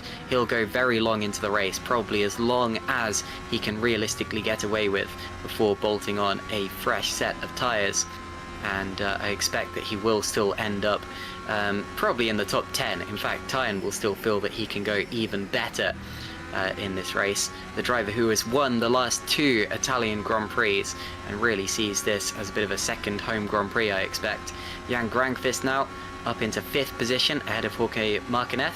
He still has 2 seconds to gain, and you can see Szymon Frelick there on Chris Shepherd as they swap places into the corner, and up ahead Mark Schluter has done the same thing to Jukka-Pekka Lalu. Yeah, important for Frelick though, while he's got the freshest tyres in the field, not to squander that advantage. So at least he's cleared Shepherd within a lap, and there you can see Lalu and then Kiersmakers and Schluter, who's just gained another position up to P7 then. So yeah, Mark Schluter, it's good to see him having another strong race in this second half of the season after a difficult run in Hungary. He's gotten his qualifying performances together, and now he is ever slowly but surely going back to his old self that we saw excelling so often last season as well, and that is a really fantastic thing to see. But of course, Schluter will have his sights set on catching up to the back of Jan Grankvist as well. Having stayed out a bit longer again, he's got to hope that his hards are in the best shape of the leading pack once we get into the later stages. Markinev is the only one that went a bit different here. I think he started on the mediums, did Markinev, didn't he? So yeah, everyone else that's ahead who hasn't stopped yet has started on the hards. Yeah, Markinev, the mediums, sure enough, have started to fade because he was just being picked off left and right. So he is going to put some fresh tyres on, you would assume, hards to the end. Yeah, no surprise there. The only other driver on medium tyres on the track is David Fidok, and he pitted onto those tyres after his first lap collision, I guess to do something slightly different and try to salvage something from this race. Out of the pits now goes Jorge Martinez. Yellow Martin flag. in trouble. I was going to say, Carlos Martin's dropping down the order, along with Thomas Vogt drop a couple of places. I guess we'll see that in a minute, but that looked like potentially Carlos Martin recovering ahead of him. I think he's been off at the Variante Rettifiglio. And I guess we'll wait and see exactly what happened to the Spanish driver who was on the podium last time out. Don't forget, 3rd position. He's going to come together there. Little bit of a touch, and around he goes. Panzer. Robin Panzer. Okay, Spin turns it back around to get his bearings on the road. Rejoins. Sometimes you have to be really careful not to spin up the tyres too much. You can do a spin while trying to recover a spin. But indeed, Carlos Martin tipped around and down the order. Panzer only lost, I think, 1 place in that to Riot Kilk. And he's got away rather lightly compared to his rival Martin. Jukka-Pekka Lalu now into the pits. He was one of the drivers we were waiting for. We're still waiting for some of the others up in front, such as Laurent Kiersmakers, who you now see behind Shimon Frelick. And that's why the order is a little bit jumbled, with Tyen, Schubert and Kiersmakers all yet to stop. And I think Chris Shepherd as well from 9th position. Yeah, so Schluter is the fastest of our leaders on track in the 122.6s. Grankvist, though, 123.0s, is starting to catch Dylan Fisher. He's only 1.3 seconds behind him. It was about 3 seconds at one point in the gap. So Fisher being stuck behind Schubert is starting to cost him a bit here, whereas Maggio 4.4 seconds behind Tyen. He's catched him by about 6/10 the previous lap then. So yeah, Tyen is either really pacing himself for a late stop. He's doing the more traditional real life Italian Grand Prix strategy of getting the hards to go as long as they can and then putting the softs on at the end. Or no, that was what we saw at the Dutch Grand Prix, wasn't it? Where they did it on the with the safety car. They went on to softs at the end. So no such safety car interruptions here, as we see Fisher now a little bit further back, got the DRS open. You can see Grankvist bearing down on him, so the move needs to be made sooner rather than later. Up the inside, squirreling on the brakes, but Fisher gets it stopped in time and gets back onto the podium. A crucial move for him, and now he's got to clear off up the road before Grankvist arrives at the back of Sven Schubert. So Dylan Fisher, 3rd position as it stands. He's lost quite a lot of time to Alessandro Maggio as he works his way through the traffic. I think Grankvist is starting to gain now, but Maggio is really getting away. Whether or not he will have to make another stop remains to be seen. And I think that will really be the deciding factor in this Grand Prix, as we're not even halfway through the race just yet. There's still a very long way to go on the tyres that they've bolted on. Yartayan here leads by 4 seconds. It was more than that, but you'd expect the gap to come down as Maggio in the Valley Esports car has those fresher, softer tyres. And there may well be a drop-off point later on where that starts to change. Kiersmakers there has just swapped places with Shepherd, I think, hasn't he? No, he was already ahead of I think Moynier has passed him. So Martin... I think Monier's just passed the both of them that last lap, hasn't he? He has, yeah. So Monnier making great... Martin having been spun out of the equation by Panzer has really helped Loic, because Martin was the biggest threat to him in this race on that strategy. So now Loic is free. He's only 2.7 seconds behind Simon Frelick, although Frelick has got significantly fresher tyres than anybody else on that particular strategy. Well, a lap fresher than Schluter. As we see more moves being made, it looks like Kiersmaker's been picked off by Shepherd, and the second Red Archer of Right Kilk is lining him up. So for all the attrition, Red Archer have got almost 2 cars in the top 10 here. So this will be a big red letter day for them if they can get a double top 10 finish here, because Red Archer have not had many of those to speak of. Down in 13th in the championship, AK Hero looking to score big as well. So all of our minnows today are really putting in strong performances. Yeah, Jan Grankvist is up into 4th position now and less than a second behind Dylan Fisher.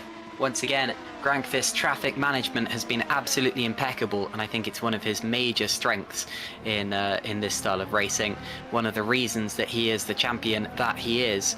Loic Mounier there up into 8th position. That's the move that we were just talking about, and this is the move he made on Laurent Kiersmakers, which he's done at a slightly tougher part of the circuit. I know it's still a straight, but you've got to line yourself up into the Variante Ascari, and you always want to be on the outside. So whenever you're making a move on your opponent, it can be slightly disconcerting, but he managed to make it work, and no major dramas there as Grangfist has passed Fischer. So Jan Grangfist there, and that is a move for position. That's not to do with slower traffic. Jan Grangfist there has genuinely just passed Dylan Fischer on the road and in the net order as well. That's a much bigger move, Ed. I think Fischer must have made a mistake because Schubert's right behind them again. So let's see what happened here. Dylan is being slipstreamed for a long way back. No, Grangfist is just that quick then. DRS open. And here's where the move is made. He slots out to the right-hand side. Fischer sees it coming, can't really fight back, has to brake a bit earlier. And yeah, Grangfist does make the corner and gets the place there. So absolutely crucial for our reigning champion then to pick off Dylan Fischer. Fischer held on for about as long as he could have and is still in with a decent chance of a podium here, depending on how things play out. The big threat from behind is going to be Mark Schluter, of course, who's another 3 seconds down the road. You can just see him popping up in that edge in the background with Frelick closing on him as well. So, yeah, Grangfist now has got to focus on closing down Maggio. 3.7 seconds, hasn't lost too much time there, so there's every chance that Maggio is going to have to fight for this win, and especially if he's still stuck behind Tyne on that alternate strategy. But Tyne is going to extend for about as long as he can get away with here, so he's not going away anytime soon. Okay, Jarl Tyne leads the race by less than 4 seconds now. Maggio has brought in that gap ever so slightly more, but I'm more interested right now in the plight of Jan Grangfist, who has really started to turn up the wick there in third position, probably net second at this point in time. He's got just under 3 seconds to gain to get up to the back of Alessandro Maggio, and I think he will be hoping that he's played this race ever so slightly smarter. Robin Pansar now splitting the two red Archer cars, goes between Riot Kilk and Chris Shepherd. His next target will be Riot Kilk. And Shepherd runs a little bit wide there, lost a lot of time. That's going to put him right back into the clutches of Laurent Kiersmakers in the HRT, who will slipstream him down the straight. I didn't realise until just now how last minute the election of Laurent Kiersmakers was to that seat, because when the spotter's guide was put out by Menno Klont just a couple of days ago, Stefan Rohr was still down to drive that car, so it must have happened quite late on. But Kiersmakers isn't showing many signs of rustiness here. Still very quick, still on for a probably a point or two at the end of this one. Although admittedly, he isn't particularly. He's yet to stop like as well. So. Top 10. Yet to stop. That is true. He's on the same strategy as Tyne, isn't he? 28 laps on that hard tyre. Shepherd pit about 20 laps ago, so there's no wonder that Red Archer swapped to let Kilk through as Martin gets back into the last points paying position past Stein Handcraft there, and that's crucial for him. TOP, let's not forget, the last couple of rounds, they've worked their way into second in the team's championship, 200 points exactly, so they're 7 ahead of Superventura, and Grangfist back on form. Both TOPs need to score well here, especially with THR. They've only got one horse in the race too. Yeah, that's very true. Tom Stevens being taken out in that very unfortunate incident that I'm sure the stewards will have a look at later on. Personally, I would probably put it down to a little bit of a racing incident, just due to the nature of that corner and the positioning of those two cars. But like I said, the stewards will take a look at it. Mark Schluter here needs to clear Sven Schubert quite quickly. Schubert will be holding him up. And don't worry about that little flurry of action you see down in 19th and 20th on the timing screen. That was just Xavi Rose making a pit stop and dropping to the back of the field. Mark Schluter here does have the move now on Sven Schubert, has the DRS, may use a little bit of push to pass if necessary, but goes through nonetheless up into 5th position, and Chris Shepherd now becomes the latest driver to make a pit stop from just inside the points paying positions. He drops just outside of those now, and Thomas Fock up to 12th.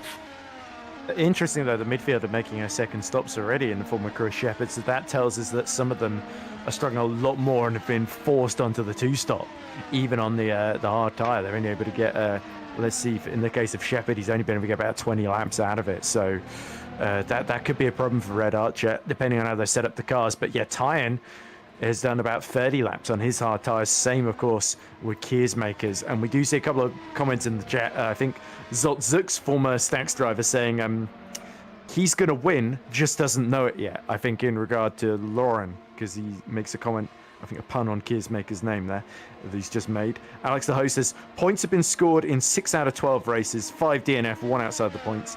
Big effort this season for sure. So, yeah, I think he's talking about that team's championship. Indeed, unfortunate for Alex Lahoe that he is no longer in this race.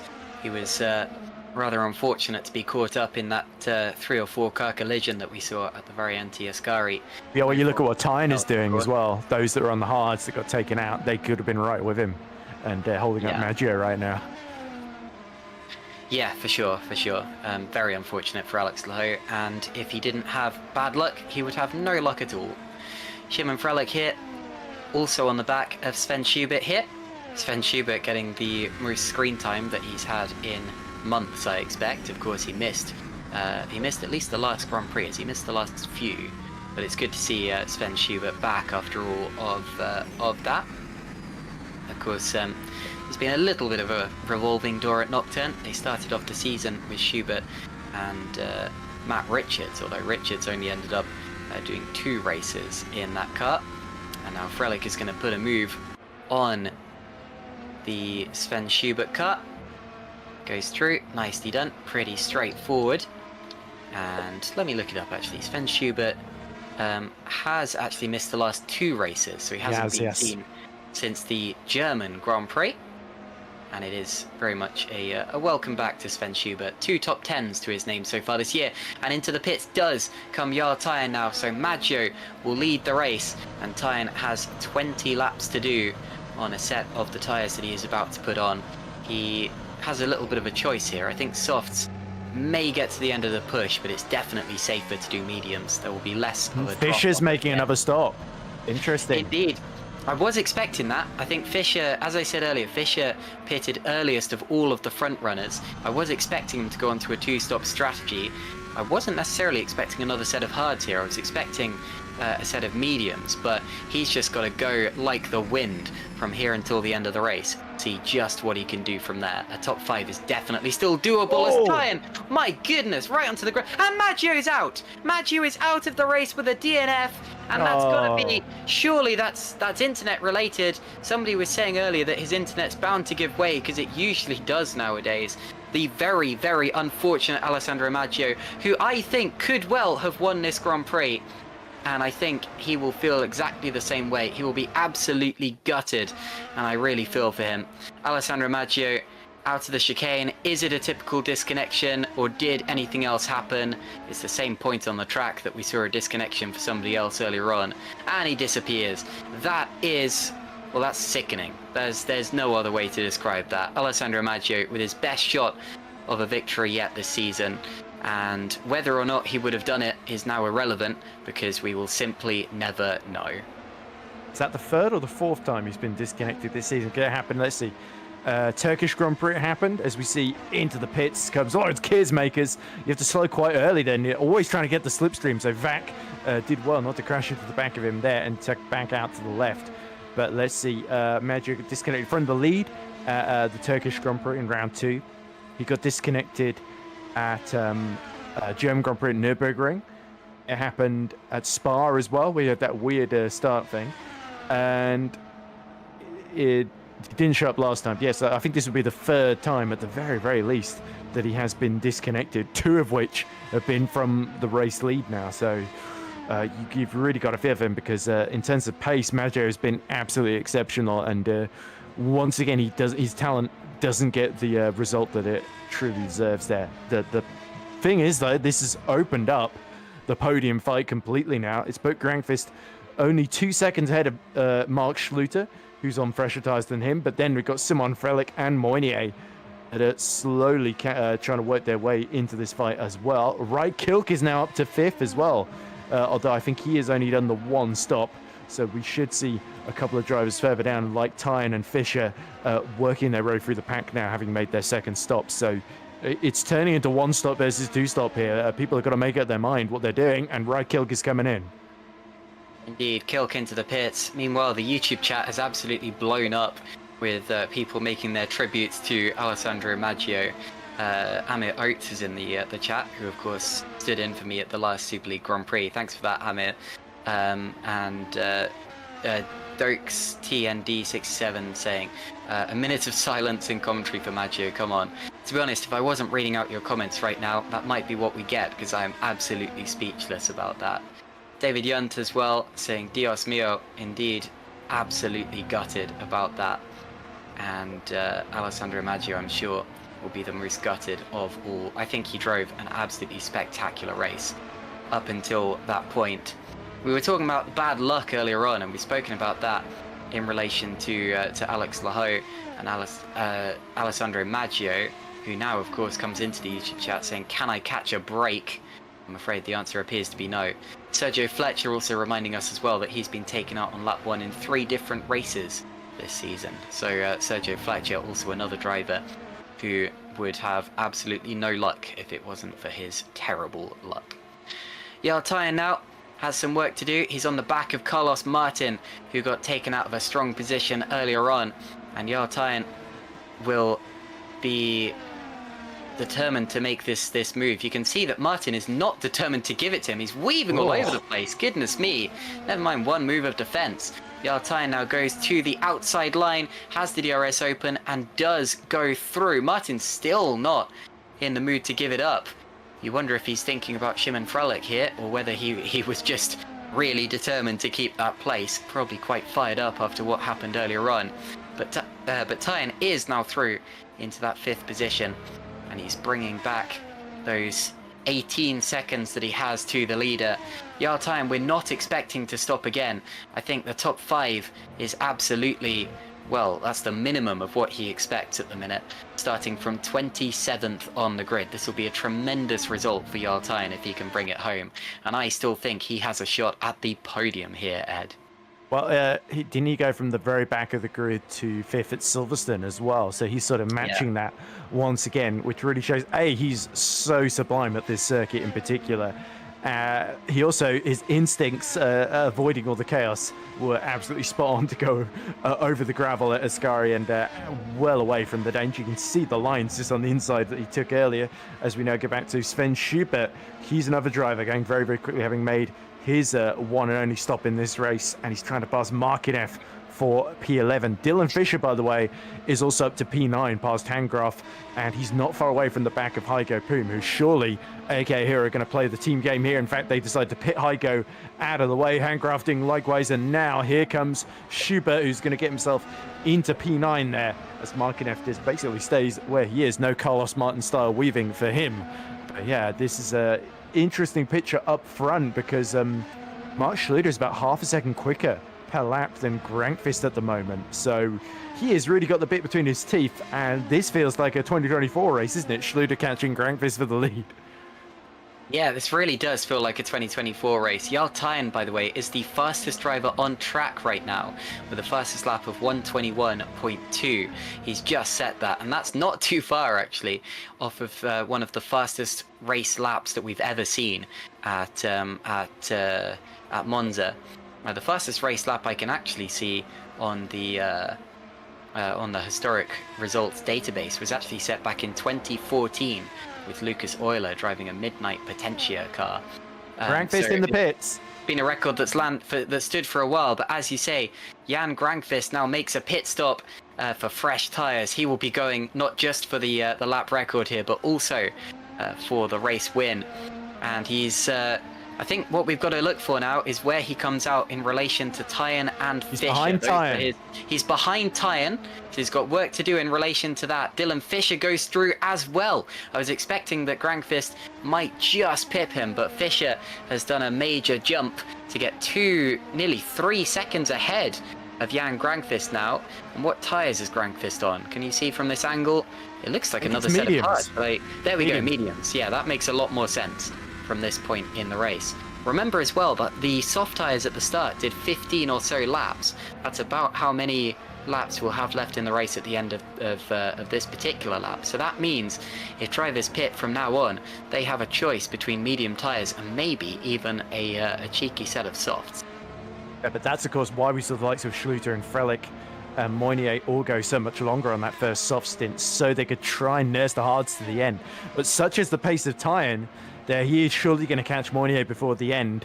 Yeah. And it is the likes of Fischer and Grankvist that don't want to be left behind here. So Tyen has pulled an absolute blinder here. Could he be in contention to win from 27th on the grid here? That would be quite incredible and a big turnaround given how terrible this race started for THR. Tyen has led the strategy and outsmarted everybody. And it's all been because that first stint on the hards was so excellent. It's set him up so strongly for this part of the race.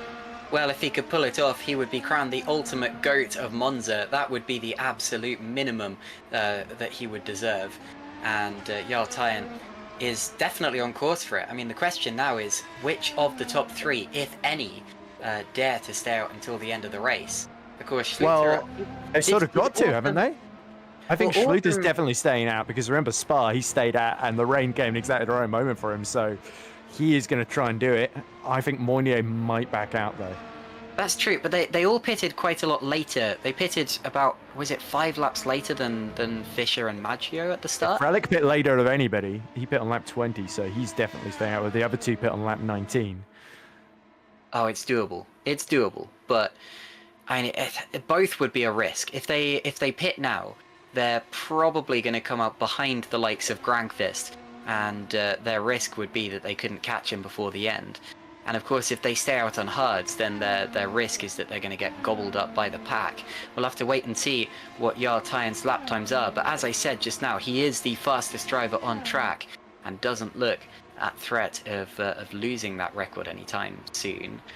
We've seen personal bests on that last lap set by Robin Panzer and Heigo Poom, but I'm going to keep an eagle eye on the lap chart to see exactly who's catching who and at what rate.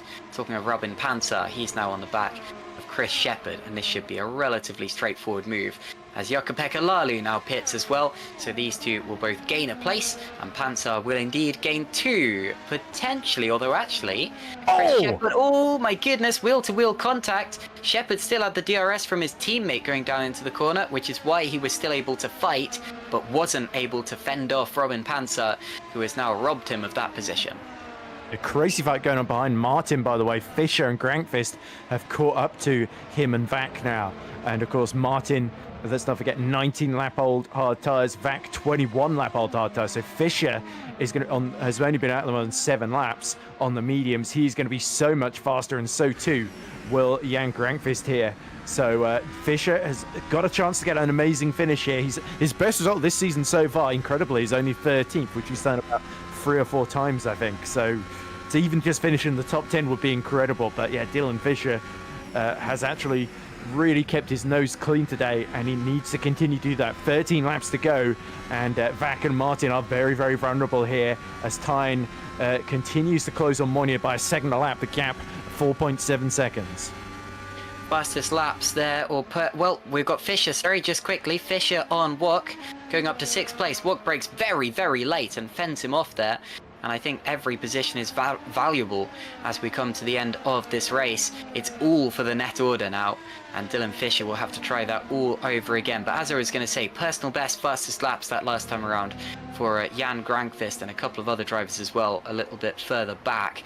And Tyen is a second faster than any of the top 3. He absolutely could still win this race, which would be one of the most major achievements I have ever seen in GPVWC Super League. Dylan Fischer here, 7th position, will still challenge for the podium come the end of the race, depending on how dramatically the top 3 drop off, and of course whether or not he can pass Tomasz Vok in the next couple of laps. DRS opens and then closes. Oh, and a little moment in the dirty air for your Ascari there. So yeah, Vac trying to throw everything at him. Took a big chunk of track there as if it was a slice of cake as he went through the Ascari chicane. Just seemed to want all of it, went as deep as he possibly could. And Dylan Fischer now still on the back of Tomasz Vok, so didn't lose too much out of that, but he's now got Jan Grankvist for company. Grankvist passed him just before these pit stops before being jumped all over again. And Fischer challenges, goes to the outside line, goes right around the outside of Tomasz Vok and does make it stick. He's now got a little bit of breathing room to Jan Grankvist behind, and he's got to get after Carlos Martin up ahead as quickly as he possibly can. Grankvist trying to go around the outside of Cova Grande. That will turn into the inside for the first of the Della Roggia chicane, and wide and off the road goes Vok, and he will have to, and he spun. I was going to say he will have to give up that place to Grankvist, but in the end it didn't matter because he rotated the car around and he drops outside of that battle. He's going to drop to 9th position, and Jorge Martinez is right on his tail as well.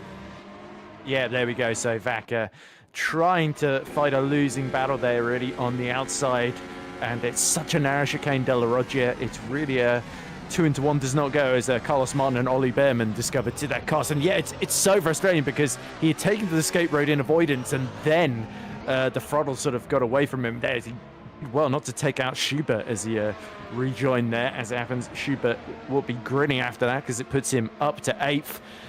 But he is about 4.6 seconds behind Grankvist, and all this fighting against Martin and back for Fischer and Grankvist is really going to hurt their chances of challenging for the podium. Up the inside goes Fischer on Martin. He's finally got some clear air ahead of him, and now it's Grankvist's turn to deal with the Spaniard there. So yeah, Dylan Fischer up into a season high of P5, but look at Jarl Tyne, 2.8 seconds behind Moynier.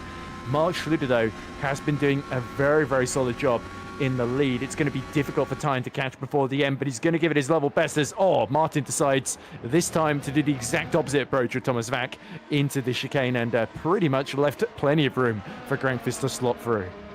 Yeah, wise driving from Carlos Martin there. That's about the best he could have done. And Jan Grankvist does pull the same move 2 laps in a row to go through into 6th position now and chase back after Dylan Fischer. But you're right, their chances of the podium are slipping away now because they lost a lot of time in that traffic.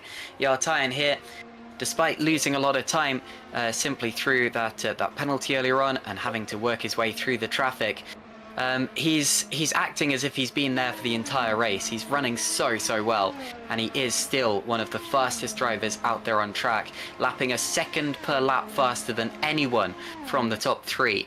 We'll see what the lap times are as they cross the line this time around, but you don't really need to worry about lap times anymore because you can visually see the gap now between himself and the top 3. Grankvist passes Fischer. Grankvist has slipstreamed his way past Fischer, maybe had some push to pass left, and has got through into that 5th position, and demotes Fischer from what would have been his season best 5th place. Robin Panzer now up into the top 10, past Jorge Martinez, now on the back of Tomasz Vok, who spun that last time around. It was a bit of a weird spin from Vok. I was expecting to see, when we saw the replay, I was expecting to see that the curb was what destabilized him, but it wasn't. It was his own throttle management. And now we see Robin Panzer up the inside once again, and I think he would have made that move stick down into the Della Roggia, and he does indeed, going up into 9th position. Yep, so good to see Panzer, after his collision with Martin, still fighting his way up the field as well. And he's another of those drivers on the 2-stop. He's been out on those mediums for 8 laps. As we see Grankvist now setting a purple middle sector. Now he's cleared those 3 cars that were holding him up. And yeah, Dylan Fischer will try and hold on to his coattails. But yeah, Tyne is the one to watch right now. Only 2 seconds less than that, I think, behind Moynier now. And how hard is Loic Moynier going to fight here? Because Tyne is so much faster. If he fights him, he just could end up losing time to Grankvist, which is the one that he really wants to fight with here in terms of the championship. So he's got to play the smart here, Loic, but at the same time, there's a podium up for grabs here. All 4 of these drivers at the front will desperately want this victory, and they all have their individual reasons for wanting that. We've got Mark Schluter leading the race. He was one of the championship contenders last year, ended up 3rd in the standings. But this year, he is running in 17th position. He has not had a victory yet. He's only had 1 podium finish all year long. That is a very un-Mark Schluter-like performance. And if he wins today, that will arrest that momentum and potentially put him on a much stronger path for the rest of the year. So that's why he wants to win this one. Szymon Frelick in second place, won back at Silverstone this year, but didn't take that victory on the road. He had that taken away from him at the end by this man that we're watching now, Loic Meunier, who went past on the last lap with what was later deemed to be an illegal manoeuvre. So Frelick, while he has in some ways tasted the thrill of victory, has not yet achieved that on the road and has not yet been able to celebrate that with his team. And Jarl Tyen is going to go through into third position from 27th on the grid. He's on the podium. What a spectacular drive this has been so far, and it is not over yet. So let's withhold some of those superlatives until the end of the race, when they might well come in handy. But Jarl Tyen would desperately want to win this race as well. It would make it a hat-trick of victories here at the Autodromo Monza, Autodromo Internazionale Monza. Yep. There you go. That's hard to say. 45 laps into a chaotic Grand Prix. Not if you're Jarl Italian. Tyen pulls this off. That's very true. If Jarl Tyen pulls this off, this would be the greatest victory of his career. And it would put him potentially even in championship contention come the end of this season, based on the fact that some of his other championship rivals aren't scoring as much. Meunier and Granqvist are not looking as if they're even going to be on the podium here today. And for the two drivers who have dominated this championship so far, that is an unexpected result. Mark Schluter here still leads this race, but by just under 3 seconds. He won't be quite as worried about Szymon Frelick as he will about Jarl Tyen, 6 seconds back, because with 7 laps to go in this race, Tyen is still gaining by a second per lap. If he can get past Szymon Frelick quickly, he could still be within a shout of winning this race from pretty much the back of this grid. But Ed, it's getting tense. Any one of these top 3 drivers could win it. I think Frelick probably the least likely of the 3 to win it, because he's not lapping substantially faster than Schluter, and in fact on that last lap he was a couple of tenths slower than Schluter.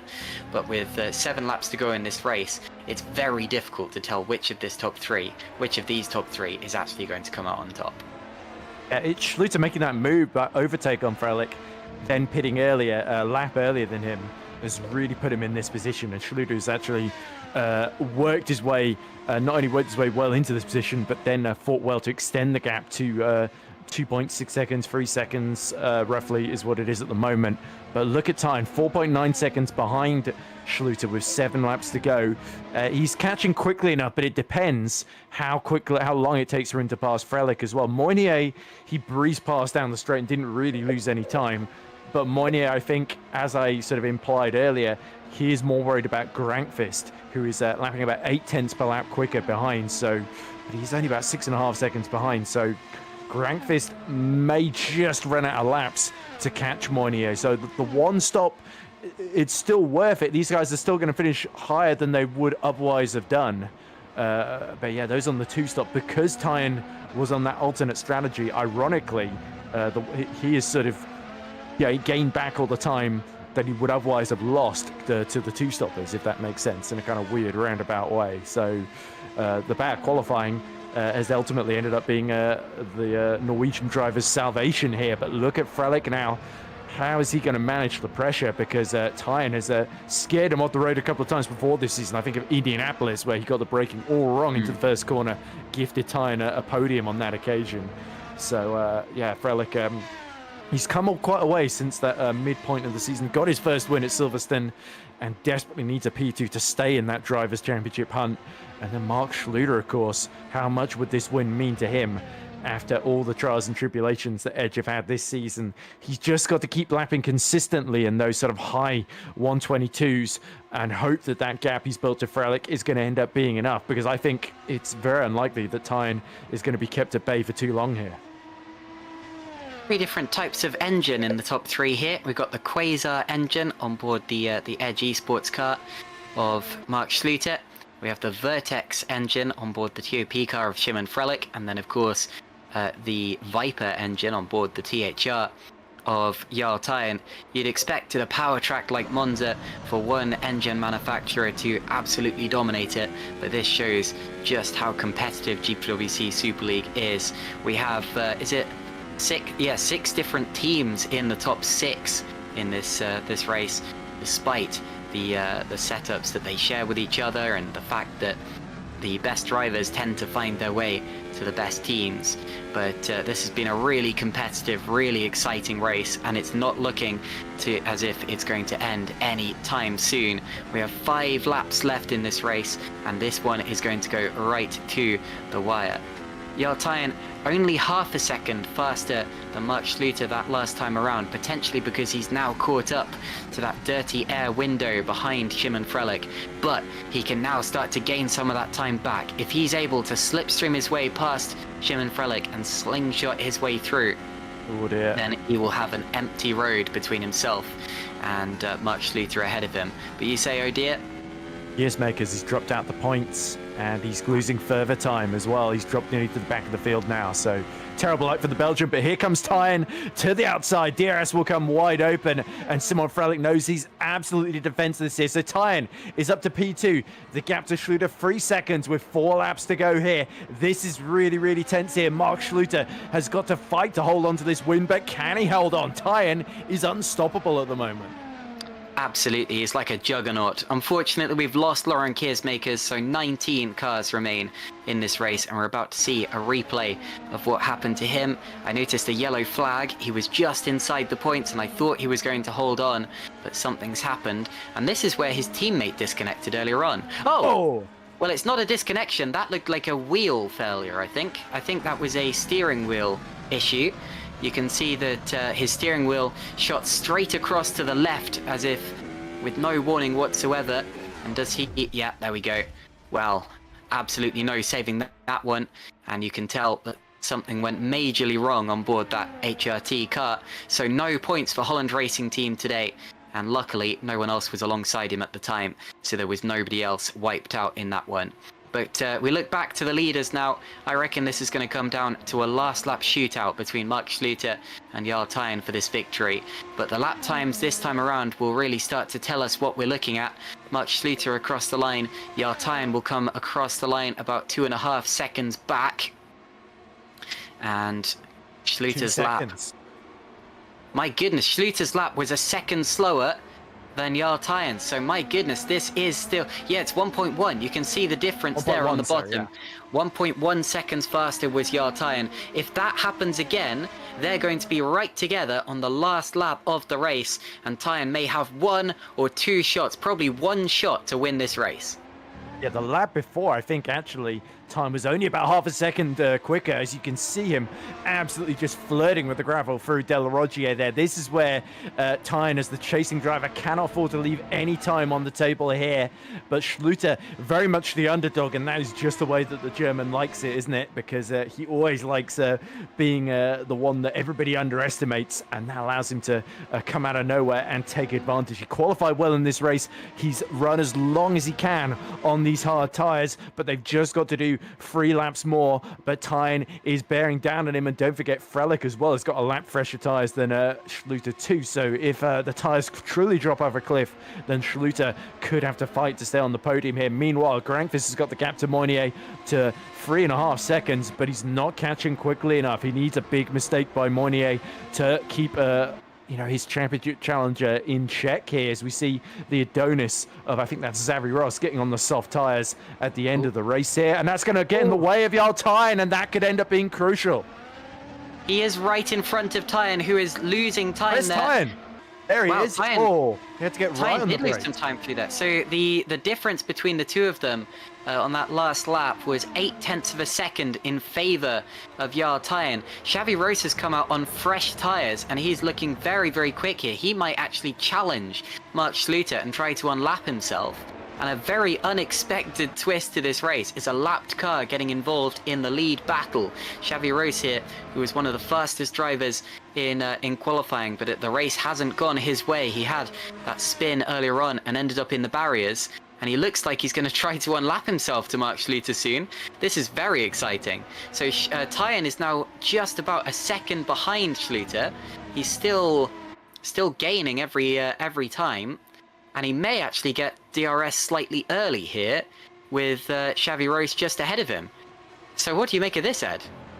I'd certainly put the cat among the pigeons, to put it lightly. I think this is something Mark Schluter could have really done without, but it has at least temporarily delayed Tyen. Tyen set the exact same first sector as Mark Schluter. They crossed the line, and it is again only about 6/10 gained by Jarl Tyen on that previous lap as a race leader lets Xavi Ross through, and now Tyen has got a clear run, 7/10 the gap, but Mark Schluter, he's got to hold on for this lap and one more. It's a big ask, and Tyen now has finally got the opportunity here, but he needs to make use of it, and Schluter is going to defend like crazy at this late phase of the race as Schubert hits trouble and loses position to Martin.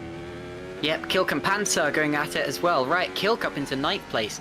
This would be, I think, only the 3rd top 10 finish for Red Archer this year. Fantastic drive for Riot Kilk, which would be quite a result. Schubert goes back ahead of Martin, so there's a major fight going on further back. But we're watching the leaders, and quite rightfully so, because Tyen is now within half a second of Mark Schluter. He will get maybe 2, maybe 3 chances to pass Mark Schluter here for the lead of the race. It really is going to come down to a last lap shootout between the two of them. Xavi Rose is long gone up in front. That shows you just how much Mark Schluter is struggling now, having made this one-stop strategy work. And it must be said, he's made it work well, but is it going to be well enough? We head onto the final lap of the race here at Monza. Jarl Tyen will open the DRS and surely will go through into the lead of the race. If Schluter has any push to pass left, he'll be using it. Tyen goes to the inside, and on the last lap in Monza, they nearly touch, and Tyen takes the lead. Jarl Tyen has taken the lead and will now surely win the Italian Grand Prix in terrific circumstances. Szymon Frelick is going to go at it now. He's going to attack Mark Schluter for 2nd place and might still take that away from him as well. Schluter potentially still has a chance to challenge Tyen if he can stay with him into a DRS zone, and if Tyen has used up all of his push to pass, but I don't think that it will be enough. Jarl Tyen left it till exactly the right moment. He made his move, he was decisive, he was brilliant, and he leads the race with 4 corners to go. Ed Hunter.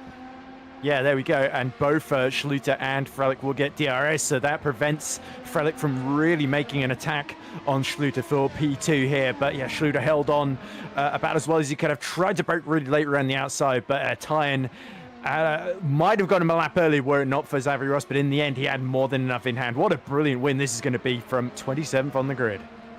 Into the final corner, out of the final corner. A 10-place penalty couldn't stop him. A terrible qualifying couldn't stop him. A trip through the gravel couldn't stop him. Jarl Tyen wins the Italian Grand Prix for the 3rd year in a row. That is one of the best drives that I've ever seen in GPVWC Super League. Mark Schluter is 2nd, only his 2nd podium of the year, but his best result of the season so far. Szymon Frelick is 3rd, championship leader Loic Mounier takes even more points away from Jan Grangqvist. He is now a whole win clear. In fact, over a win's worth clear of Jan Grangqvist up in front. Grangqvist a little bit anonymous in that race, I'm afraid to say. Dylan Fisher, after his first pole position, can only manage 6th, I'm afraid to say. Good drive from Sven Schubert in 7th. Carlos Martin is 8th. Riot Kilk, what a fantastic drive from him to finish 9th in that Red Archer. Then it's Robin Panzer, Thomas Fock, Chris Shepard, Jorge Marquinez, Heigo Poom and Stein Handgraf to round out the points. That's only is that the 3rd time that Green Stripes has scored points this year as well through a good drive from, yeah, that is the 4th time for Stein Handgraf with his 15th place finish of the year. He seems to like that position. And here you see the confirmation. Tyen, Schluter, Frelick, Mounier, Grangqvist, Fischer, Schubert, Martin, Kilk and Panzer, the top 10. And we're on board with Yartine, who doesn't seem to have changed what he's doing at all. He's still just lapping. He's not weaving from side to side. He's not celebrating too much. He is just taking in the achievement that he has just managed. Tomasz Vok finishes 11th. Then it's Chris Shepherd, Jorge Martinez, Heigo Poom, and Stein Hangraf. And missing out were Jukka-Pekka Lalu, David Fidok, Xavi Rose, and Daniel Scott. And then a whole host of DNFs. It was a chaotic one with quite a lot of attrition, with Lauren Keersmakers there unfortunately suffering a probable hardware issue late in the race. And now we watch as Yartine tries to make sense of what's just happened. He slows to a halt. He's run out of fuel. Yeah, is he trying to... Are we waiting for him to do donuts or something, or is he just run out of fuel on his way back to the pits? If he has, then he's calculated that absolutely perfectly, because you only need the car to do the race and no longer. And there you see a whole page of DNFs there. Maggio, Alessandro Maggio, what could he have done without that DNF? I'm still absolutely gutted for him. In the end, the one-stoppers filled out the top 4, so maybe Maggio would have just been where Granqvist was. Maybe he would have caught Moynier before the end, but so I think still a very, very good performance, and it's going to be getting nonetheless to be disconnected while in the lead. Because I'm not entirely sure he would have won in Istanbul either when he got disconnected from the lead there. But that's got to be getting and take nothing away from him. Nobody deserves to be disconnected. But yeah, Maggio, I think least of all, given that it's happened 4 times to him now this season. I still think he would have challenged for the podium, but I'm afraid the win, I think, would have been a bit too much. Alex Lahoe, Moritz Kropp, Tom Stevens involved in that major accident. That was absolutely dramatic stuff there for someone who Toby Davis insisted was still going to win the championship. I'm afraid that's going to be even harder now. Jesse Lahtinen out of the race. Then Maciej Winnick disconnected. Aaron Vasquez. Sergio Fletcher. Patrick Magnussen, his first Grand Prix in Super League, only lasted about 5 corners. And then Jeffrey Fournier, much the same. But, wow, as we give ourselves a chance to breathe, we can start to speak to some of the drivers who took part in this historic Super League Grand Prix, including one of our podium finishers, Shimon Frelich. Shimon, fantastic drive today, 3rd position. You've got to be pleased with that, but is there anything more you could have done? It was close at the end there. What do you think? There is more I could have done, and that is the reason I'm not happy with P3. Yeah, qualifying, I just bottled. I had a lap. My final attempt was good enough to take pole, and I just oversteered into Ascari and just lost it, and I was forced to start 7th instead of 1st, and that was one of the factors that decided why I didn't win. The other one is in the first stint there was a bit of a mess. I think Xavi Ross spun in front of me, and I had to take a lot of avoiding action and lost the train up ahead by like 2 seconds or more. I think it was 2 seconds. So I ended up having to push with the push to pass. That left me in a lot worse strategic situation later on in the race. And yeah, those 2 are the reasons why I didn't win. So I guess I have to improve qualifying. But I guess I should be happy with a podium after the streak of just mid results of like 11th, 10th, 11th or 9th, I think it was Hungary.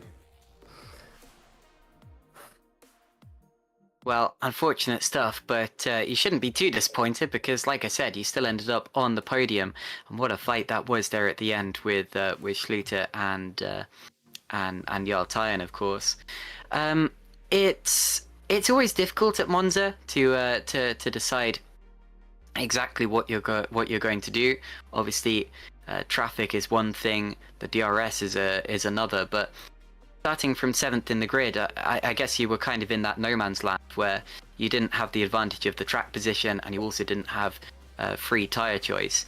Would you rather have gone up to the front of the grid or maybe even started from P15 or lower and had the advantage that Titan had?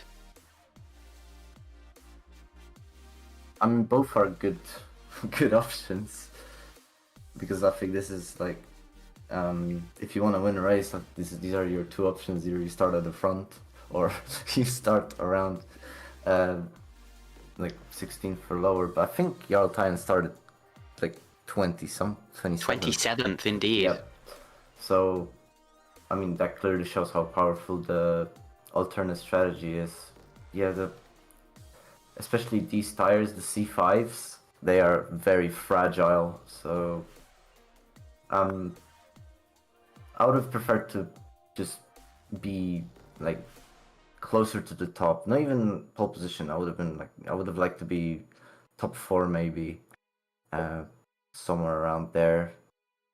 But I mean, theoretically, P7 wasn't terrible, considering in the end everyone ahead was doing one stop more. So that was kind of actually helping us one-stoppers, because they were just pulling us along. But like I said, the more people you have in front, the more unpredictability there is. Yeah, I got caught out by Xavi spinning, so it's just one of those, just unlucky. I'm sure he didn't do it on purpose, so like I can't be mad at him. I got a position from it.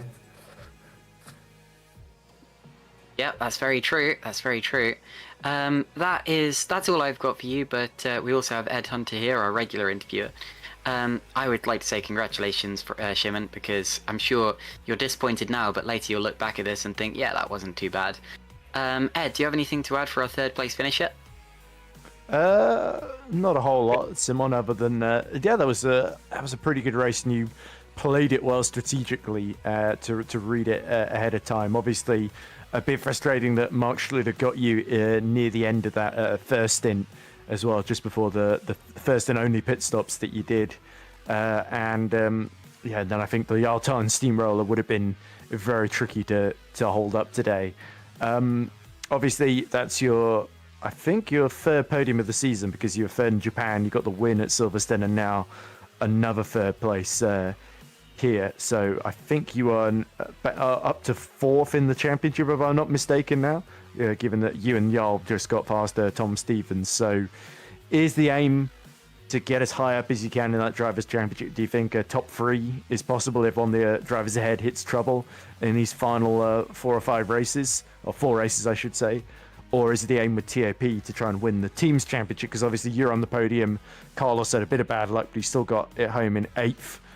So yeah, you got both cars in the top 8, which is certainly a good score, and enough to limit the damage of THR stealing the win from under your nose. Well, I think that the main focus for the remainder of the season is to do as best of the job I can each round to help TOP get the Constructors' Championship.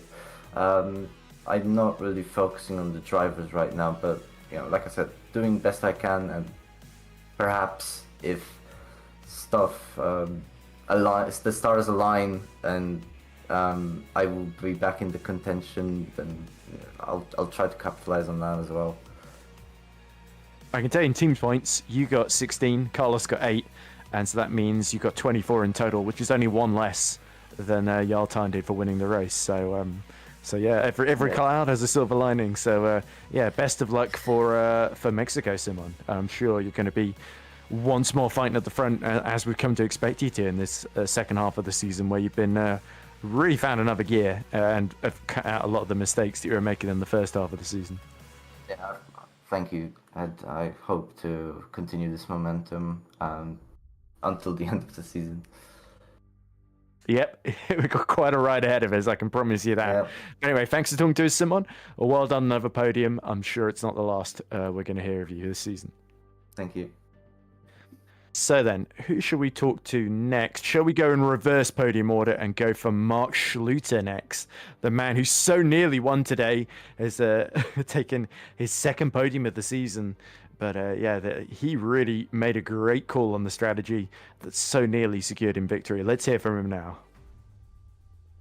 So we're now joined by Edge Esports' very own Mark Schluter. Mark, obviously another great result for you in terms of you finish on the podium, but it could have been that one position better. I know, commiserations, because you really called it brilliantly on the strategy. You qualified really well, and in the end, it was just the incredible pace of Yartan on the alternate strategy that meant you couldn't quite steal the win. There was a big scare at the end when Xavi Ross came out the pits on soft tires that held up time for just one more lap, but unfortunately, there was just the race was just one lap too long, wasn't it, in the end? And obviously, hugely mixed emotions for you, I imagine. Yeah, I mean, I'm happy for the team, but I'm not happy for myself. I mean, we pretty much nailed the strategy today from what we could achieve with the top 15 rule, and yeah, it's just a shame. I mean, I think today we deserved it way more than THR, but still, I don't know how we all did that, but I guess he overtook like 10 cars in the beginning and kept his hearts in check till the pit stop. I don't know. Our tire wear today was also pretty good. We focused a bit more on the race today with the setup. Maybe it was a bit worse in qualifying, but I think it paid off in the end. Yeah, certainly did, and it seems like a lot of the two-stoppers were very much caught with their pants down at the end when they saw that you, Loic, and Simon, who we just talked to, all ended up staying out. You made a really good move on Simon early on. There was obviously Xavi Ross had the spin ahead of both of you, and you were sort of ended up fighting at the head of that second train behind the leaders, which ended up being ultimately the fight for victory at the very end of the race then. So was there a temptation to use more push to pass, or did you know at the end that it was going to be Jarl on the alternate strategy that was going to be the one you had to hold up? Were you trying to hold some push to pass in reserve for that, or was it all just try and fight to hold the lead early on?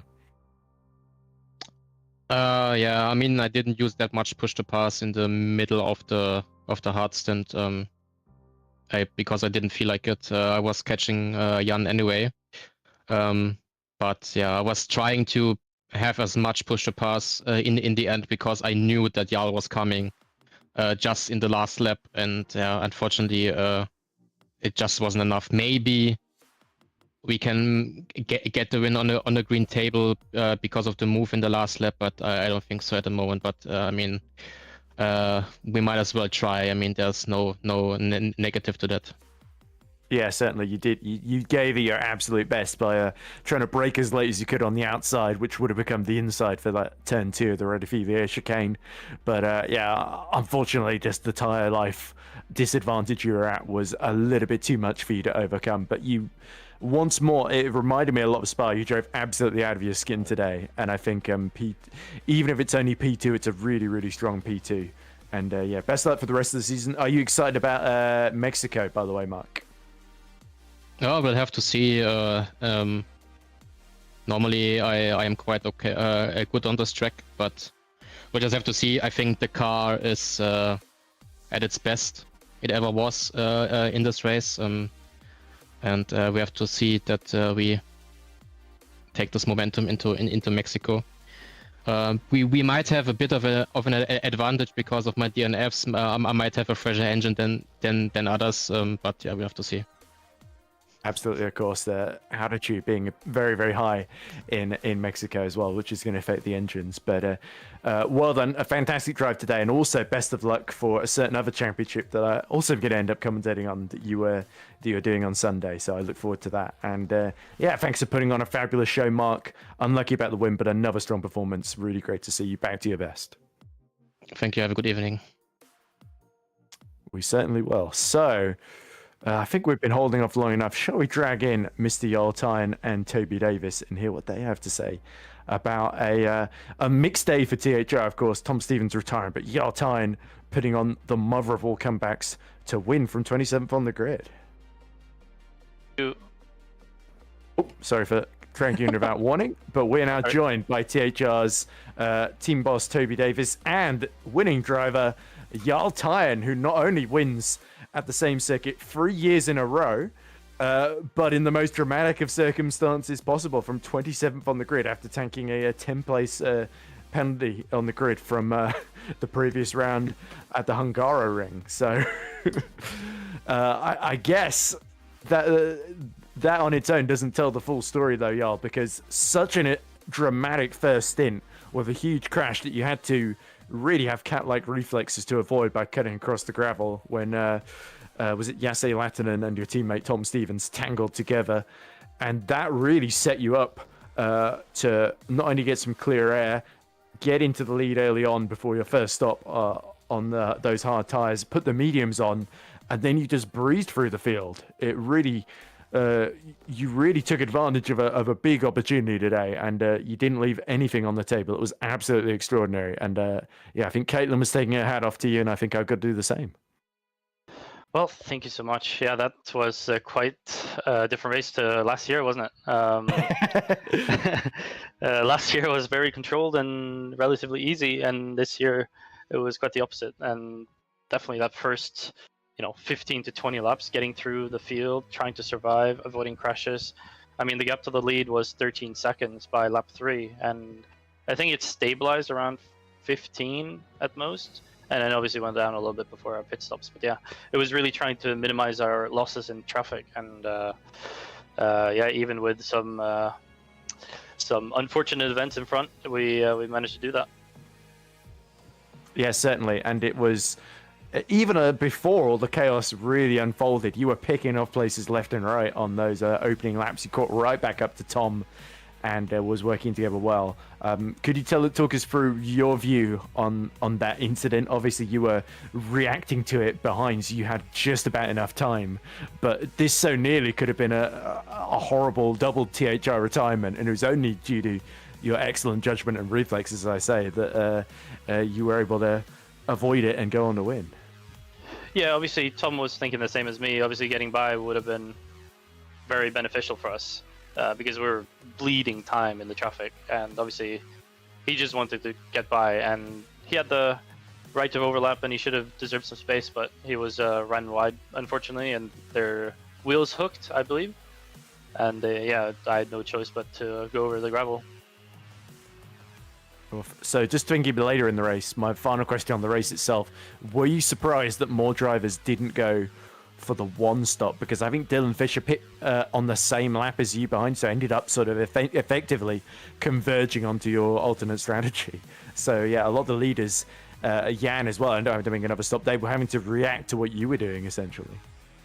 I think everybody knew what they were doing by lap 13. If you're pitted lap 13, it was very obvious you're going to do a two stop. If you went to 20, it was very obvious that you're going to do a one stop. But what the benefit of my strategy was, I avoided the softs altogether, right? I was on the mediums. So it was essentially the others who did a one stop, they had to do a C5 to C3, while I could do a C3 to C4. I avoided the softs altogether, which helped me claw a lot of time at the end. But yeah, it was great fun trying to manage fuel and push the pass and trying to save it at the right times, and it worked out exactly in the end, catching at the last lap. Yeah, I suppose we're going to see you in Mexico again, trying to qualify just outside the top 15, so you get to start on hards, because that seems to be the strategy of choice. This is sort of you doing even better than Silverstone. Remember, we went from the back to 5th. This time we went from near the very, very back to win. So, and absolutely, as I say again, I know I'm repeating myself, but extraordinary achievement, Jarl. So, congratulations, and that's your second win of the season, and it's been a long time in the coming. And all of a sudden, Jarl, that title, the Drivers' Championship, isn't so far away now. Our primary focus is still the teams, and getting points on top today was very important. I do believe it was 1 point gain. So it was damage limitation considering Tom retired. So yeah, whatever happens in the drivers is, open. Anything can happen. People can retire 3 races in a row, or people can have a massive run and win it right at the end. So it's all about trying to do the races like today, trying to minimize the losses in terms of grid position and all that stuff. And we make our lives difficult by always starting at the back, but it seems to be working fine. You seem to make it work, my friend. So, and I kept saying the last couple of times we interviewed you that that next win wouldn't be far away. So you definitely proved me right, and in the most dramatic of circumstances as well. So well done, y'all. And as I said, beginning, that's 3 in a row at Monza. So this place really seems to like you, and yeah, it's great to see you putting in such stellar performances for THR lately in these last couple of races. Yeah, thank you so much, Ed. So let's move on to the big boss of THR. This feels like a role reversal of FS2, where Toby congratulated me on winning at the end of the day, and my driver, and now I get to congratulate Toby for doing the same at the same venue as well. So a week on, how the tables turn. So congratulations, Toby. That was quite a day. Although obviously mixed. The sting, as we say, is Tom not surviving that big incident with the Yase Latinum, which I know is gonna annoy you, but nonetheless, we got to focus a bit on the positives. Y'all really managed that to perfection on the alternate strategy today, and you couldn't really have asked much more of him. Yeah, I mean, I agree with you. It's obviously Tom put himself into the position. I think Jarl described the incident perfectly. He deserved a little bit more room than he got, but he still put himself in that position in the first place. But yeah, as you say, what an unbelievable drive today from Jarl. I think it's one of the best drives I've ever seen. Played the strategy perfectly, and yeah, to do those 2 stints and manage the tyres the way he was doing in the second stint as well. We were talking about it as he went to look after the front left and make sure he had tyre life for the end, because we knew exactly how much we would gain by the end, and yeah, it worked absolutely perfectly. Was the plan for Tom to one stop as well? Out of interest? Yeah, so we deliberately qualified as close to the top 15 as we could, but not inside the 15. So yeah, that's going to annoy some teams hearing that. I mean, You're desperately behind you, trying to get into that top 15, thinking, "Oh, if only we trimmed out the wings a bit more." Well, yeah, I mean, Tom and Jarl both could have been probably 5th to 10th on the grid. It was so tight though, that if you end up back end of the top 10, it's a real battle to get to the end on a soft hard strategy. So as Jarl alluded to, avoiding the soft altogether was by far and away the quickest strat. So the key was to start as close as possible to the top 15, and obviously Jarl's 10 place penalty put him back a bit. But yeah, I think we'd have had a 1-2 today. To be honest with you, we clearly had both race pace and car setup, which I have to thank everyone at back in the THR group for helping with. We had such a good setup today. We've really made progress with it, and especially Jarl for he's the main driver behind the setup stuff that we've done, and yeah, he's ultimately the one who deserves the victory today. He drove so well. Didn't make a single mistake all race as far as I can tell, and even his move on Mark was like right on the limit, but just perfect to get by. And yeah, I have to say I had a bit of kittens when Xavi Ross came out of the pits and in between the two of them. I was messaging Menno saying, "Menno, please, can you ask Xavi to make sure he doesn't get in the way?" But he managed to get by Schluter and didn't give him DRS or anything, so it was good.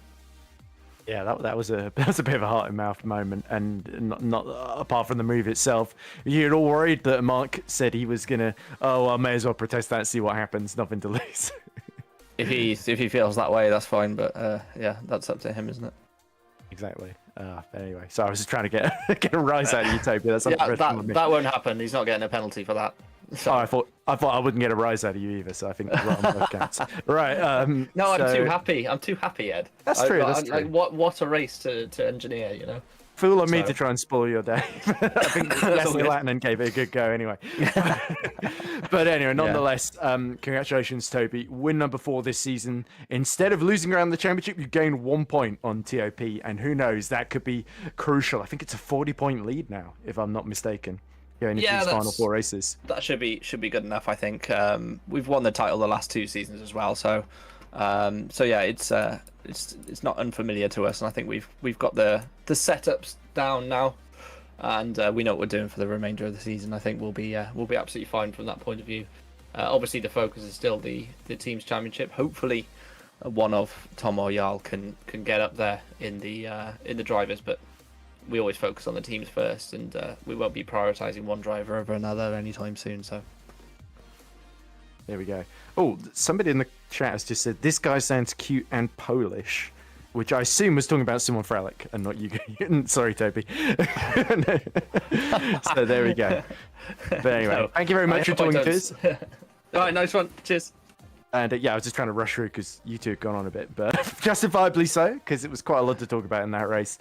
But yeah, win number 4 for THR this season, win number 2 for Jarl this season, and not only his 5th podium, but his 3rd win in a row at Monza. You are the Monza Maestro, Jarl Tyne, and thank you for putting on a fabulous display from the back to the front. So then, let's talk to the guy who started at the very front of the race, because we haven't talked to him too much this season, and that is AK Hero's very own Dylan Fisher. Sorry, Dylan. Hello. So, Dylan Fisher joins us now, and Dylan, we have to give you full credit. Exceptional pole lap. That's your first pole in Super League. Obviously, in the race, a bit of a tricky start. First, Maggio gets past you. Then Grankvist gets past you. Then Maggio gets disconnected. Then it turns out you're able to undercut Grankvist twice, I think, in both stops. In the end, Grankvist bruises past you, and you finish of the 2 stoppers second, but overall 6th, which is still comfortably your best result of the season. Only 1 place off your best result overall in Super League then. So a day of exceptional speed, but in terms of the strategy, the 1 stoppers really stole a bit of a march on you, it must be said. And whilst it was a very, very positive day for you, there's a sense that maybe there could have been a podium out of this one. Yeah, thanks for reminding me. But, yeah, I mean, you forgot you started on pole. That lap, yeah, it was scrappy, but it felt good. You know, it was amazing final sector. Sad. Riding on board with it as well. Ascari was a mess. Other than that, yeah. I'm kind of sad, that Hygo didn't clip my reaction to it, but hey ho. And yeah, the race was difficult. Yeah, just burnt out my fronts, which I hadn't done in practice to that extent. If anything, I was rear limited all the way through, so I was a bit surprised. So yeah, that makes it a bit difficult. So I had to swap strategies. I went in with a soft, hard, soft, in my mind, and came out with a soft, hard, hard. So got the worst of both worlds. Nonetheless, though, finally some good luck for you this season, and a decent point haul. Because you've been making that progress, you've been qualifying better and better the last couple of rounds, and this round you definitely at least got some reward to show for it. So, AK Hero, it's been a bit of a steady season for them now. You came into this round 12th in the championship. I think you're now just ahead of Fraser Tartan. Obviously, Sven finished right behind you, somewhat annoyingly for you. But but yeah, there's every chance you get P11 and possibly even get the team snuck into the top 10 by the end of this championship. You're P20, I think, now in the drivers, if the sheet that I've just been shown is accurate. So you're ahead of Jake Dennehan, which is definitely positive. Let's not mention how many races he did. No, let's ignore that. 4 to go then, and Mexico next up. The home, isn't it? The home race of your team boss, isn't it? And the team, it's registered and the Mexico. team itself. So yeah, that's a nice little novelty for you, because of course you go into the Nürburgring last season. You did a special livery for the sponsor, AK Hero. Is there going to be a special livery for Autodromo Hermanos Rodriguez? Well, yeah, we haven't really thought that far ahead yet. We've kind of been just taking it one round at a time. Right? Yeah, of course. I mean, we shall see how it goes. Hygo and Aaron did a great job on the setup. Obviously this round, but yeah, hopefully it will continue.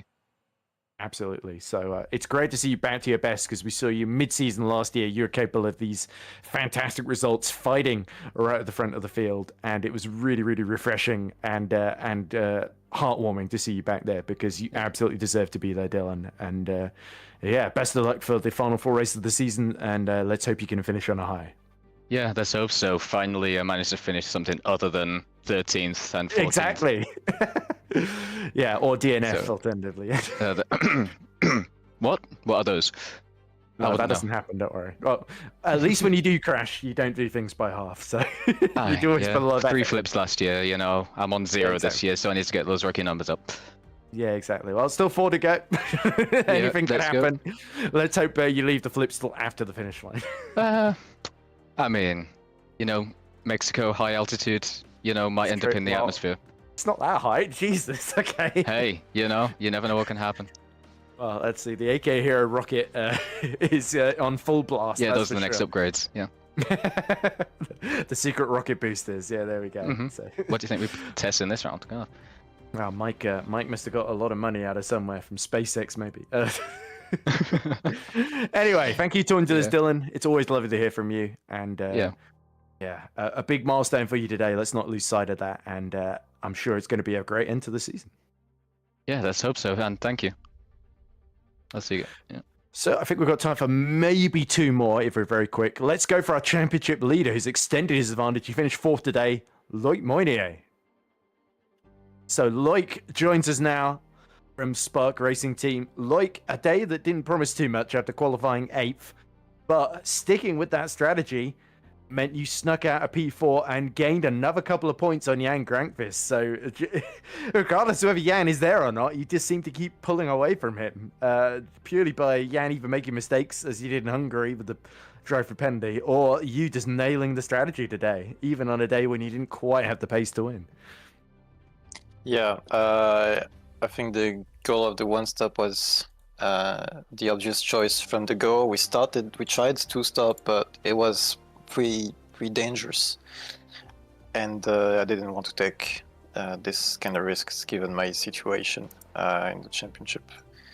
So it was kind of a snooze fest. Like Silverstone should have been those classic one stop when nothing happens in the cockpit at least. I hope the stream was still cool and fun. Oh, it certainly was. We certainly had a fair bit of uncertainty and drama, not least Yartan going from 27th to 1st, and the 2-stoppers all undercutting and battling. They qualify at the last possible slot for the free tire choice, and they have crazy races. If Town doesn't have his accident, he is also there. You know, it's Lucky maybe it's for what you, I should do the next race. Lucky for you, But, yes, Landon took him out of the equation.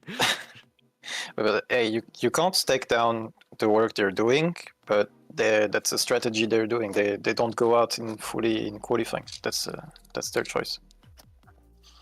Good news in the teams championship. You're back up to 5th ahead of Holland Racing Team, and your teammate got his best result of the season as well in Jorge Marquinhos in 13th as well. So it does feel like, even though today was a sort of steady day for you, like you say, you're doing everything you need to. 4 rounds to go. You're leading the Drivers' Championship, 27 points. Is it a case of you just got to keep doing what you're doing? Because Jan just seems to keep getting slightly further back in that rearview mirror, doesn't he? Get in, Jorge! Okay. No, he's been putting a lot of work, even if his results are different than mine. Well, by definition, by being a different different person to you, his results will be different because he'll be behind or ahead of you. In this case, behind.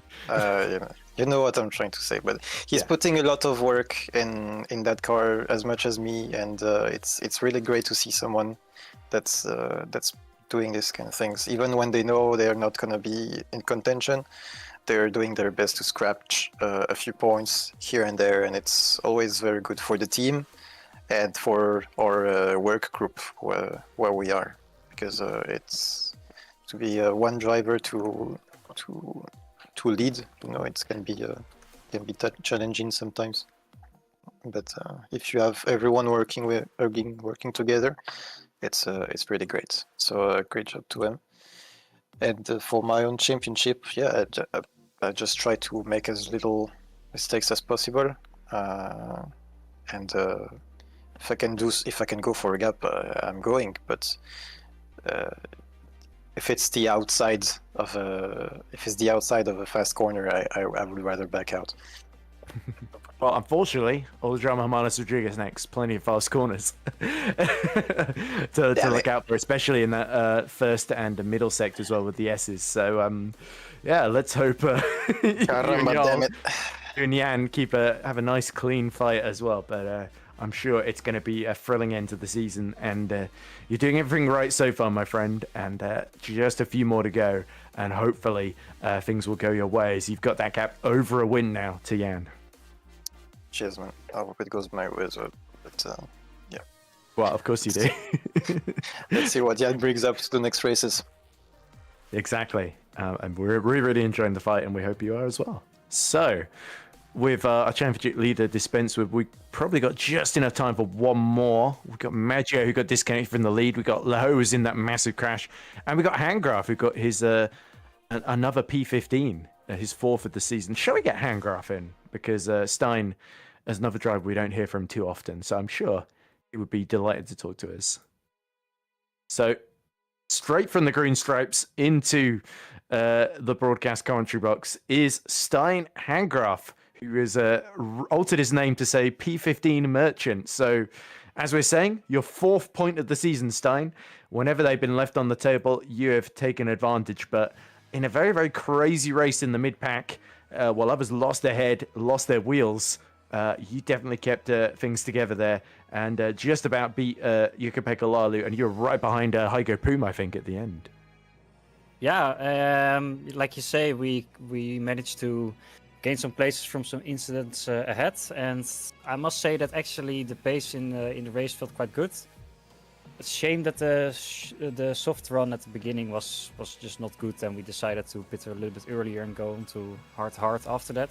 And then the pace on the hards was actually quite good. Yeah, but we lost the terrain already, so it was difficult to really score more points than P15 today.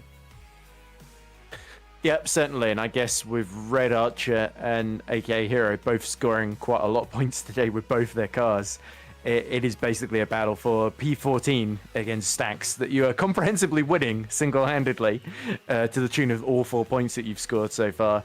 Obviously, they're all hard-fought points as well. How do you sort of measure your progress then, obviously, compared to the first season? Because the peaks haven't been quite as high, but you've been, overall, as the season's gone on, you've got that consistency back, I think it's fair to say, in a car that's not been quite as strong as last season. Yeah, I think our car last year was a little bit better than what we have now. And I must say that the field this year is quite incredible in terms of just the drivers that are here. The level's much higher than last year, I would say. But then, I mean, setup-wise, we're getting good setups, but in the race we're losing some pace normally, and today, I must say it was the strongest race of the year so far. But then, yeah, we are fighting, unfortunately, for P15. That's about it. So I'm not seeing myself pop up to a P10 soon. But maybe, you know, qualifying, it could have been better today. Maybe a P15 was possible. So maybe if we are a little bit further up the field after qualifying, then we can stick around in around the top 15 a little bit better. And then maybe we will see some more points than the single point that we get in this race. Absolutely. You've not been far off on many occasions. Mexico City, good track for you? You looking forward to it? New one on the calendar, of course. Yeah, we got a new rear wing upgrade, so we should be fine on top speed. And then it will be fun to drive there, because the second sector is, I think, amazing, especially in these cars. And typically the more high-speed sections I'm quite okay with that, more so than the low-speed stuff. So I think we are going to have a good car for that, and we should also be good on engines. So we will slap a new one in the back, and we will see if we can fight for maybe a P14. Right, okay. Aiming high. So high, twice as high as what we're doing right now. That's true, that's double points. So yeah, always pleasure to talk to you, Stein, and best of luck with all your engineering work as well in real life, because I know that's really important to you as well, trying to be a race engineer in real life. I hope that's going well. Yeah, we have Baku coming up, so tomorrow I will grab the laptop again, do some simulations for the guys, and then we head off. And then you'll sneakily get some data for Hermanos Rodriguez in the background while you're doing that, eh? Yeah, I will try to do some of that as well. Yeah. Okay, so thank you very much for doing Stein. And yeah, well done on your 4th point of the season. Thank you very much. Okay. I think, given it's just past 10 o'clock, we haven't quite got time to have a quick word with Alessandro Maggio, who, of course, got disconnected while leading. There was a definite chance of a top 5 there for him. But he's just told me that he thinks he'll get over it. So that is certainly a hard luck story for him. But yeah, certainly some big positives today. Obviously, Yaltine, understandably over the moon, but a strategy executed to absolute perfection by him. Mark Schluter just disappointed. We'll try and get a protest in probably. And then you got Dylan Fisher, of course, with that first pole. Had forgotten that because the race was so tricky for him, almost forgotten that he'd set the pole. But nonetheless, his best result of the season as well in P6. So a lot of unexpected stories out there today, but not least the big one in terms of the overall championship. Loic Mounier extending that lead by another couple of points. It's going to be difficult to beat him. Now he's more than 25 points ahead of Jan Grankvist on a day where Jan really would have hoped to close that gap. The strategy went against him today. It looks like all the one-stoppers called it perfectly in the top 4. Yeah, it may take a DNF or something now for Loic Mounier to lose this, but just asking Alessandro Maggio, these things can happen, so it is far from over yet. What is over is this particular broadcast, so thank you all very much for listening to this. Thank you to Ed Hunter for doing those interviews and for joining me and calling all of the action as we go along. Thank you to Remco de Zeeuw for providing you with the sights and sounds and everything in between. Thank you to all of the drivers that we just interviewed, and thank you to everyone who makes GPVWC a thing that we can compete in and watch and enjoy for all that it is worth. Join us in 2 weeks' time for the Autodromo Hermanos Rodriguez, the Mexican Grand Prix, as you said, and don't fail to look out for all of the other categories that we have here, the FS2, the FS1, and the Super Lights and Academy as well, if that's happening, as it does. Like I said, thank you all very much for watching, and we will see you in 2 weeks' time in Mexico City. Goodbye.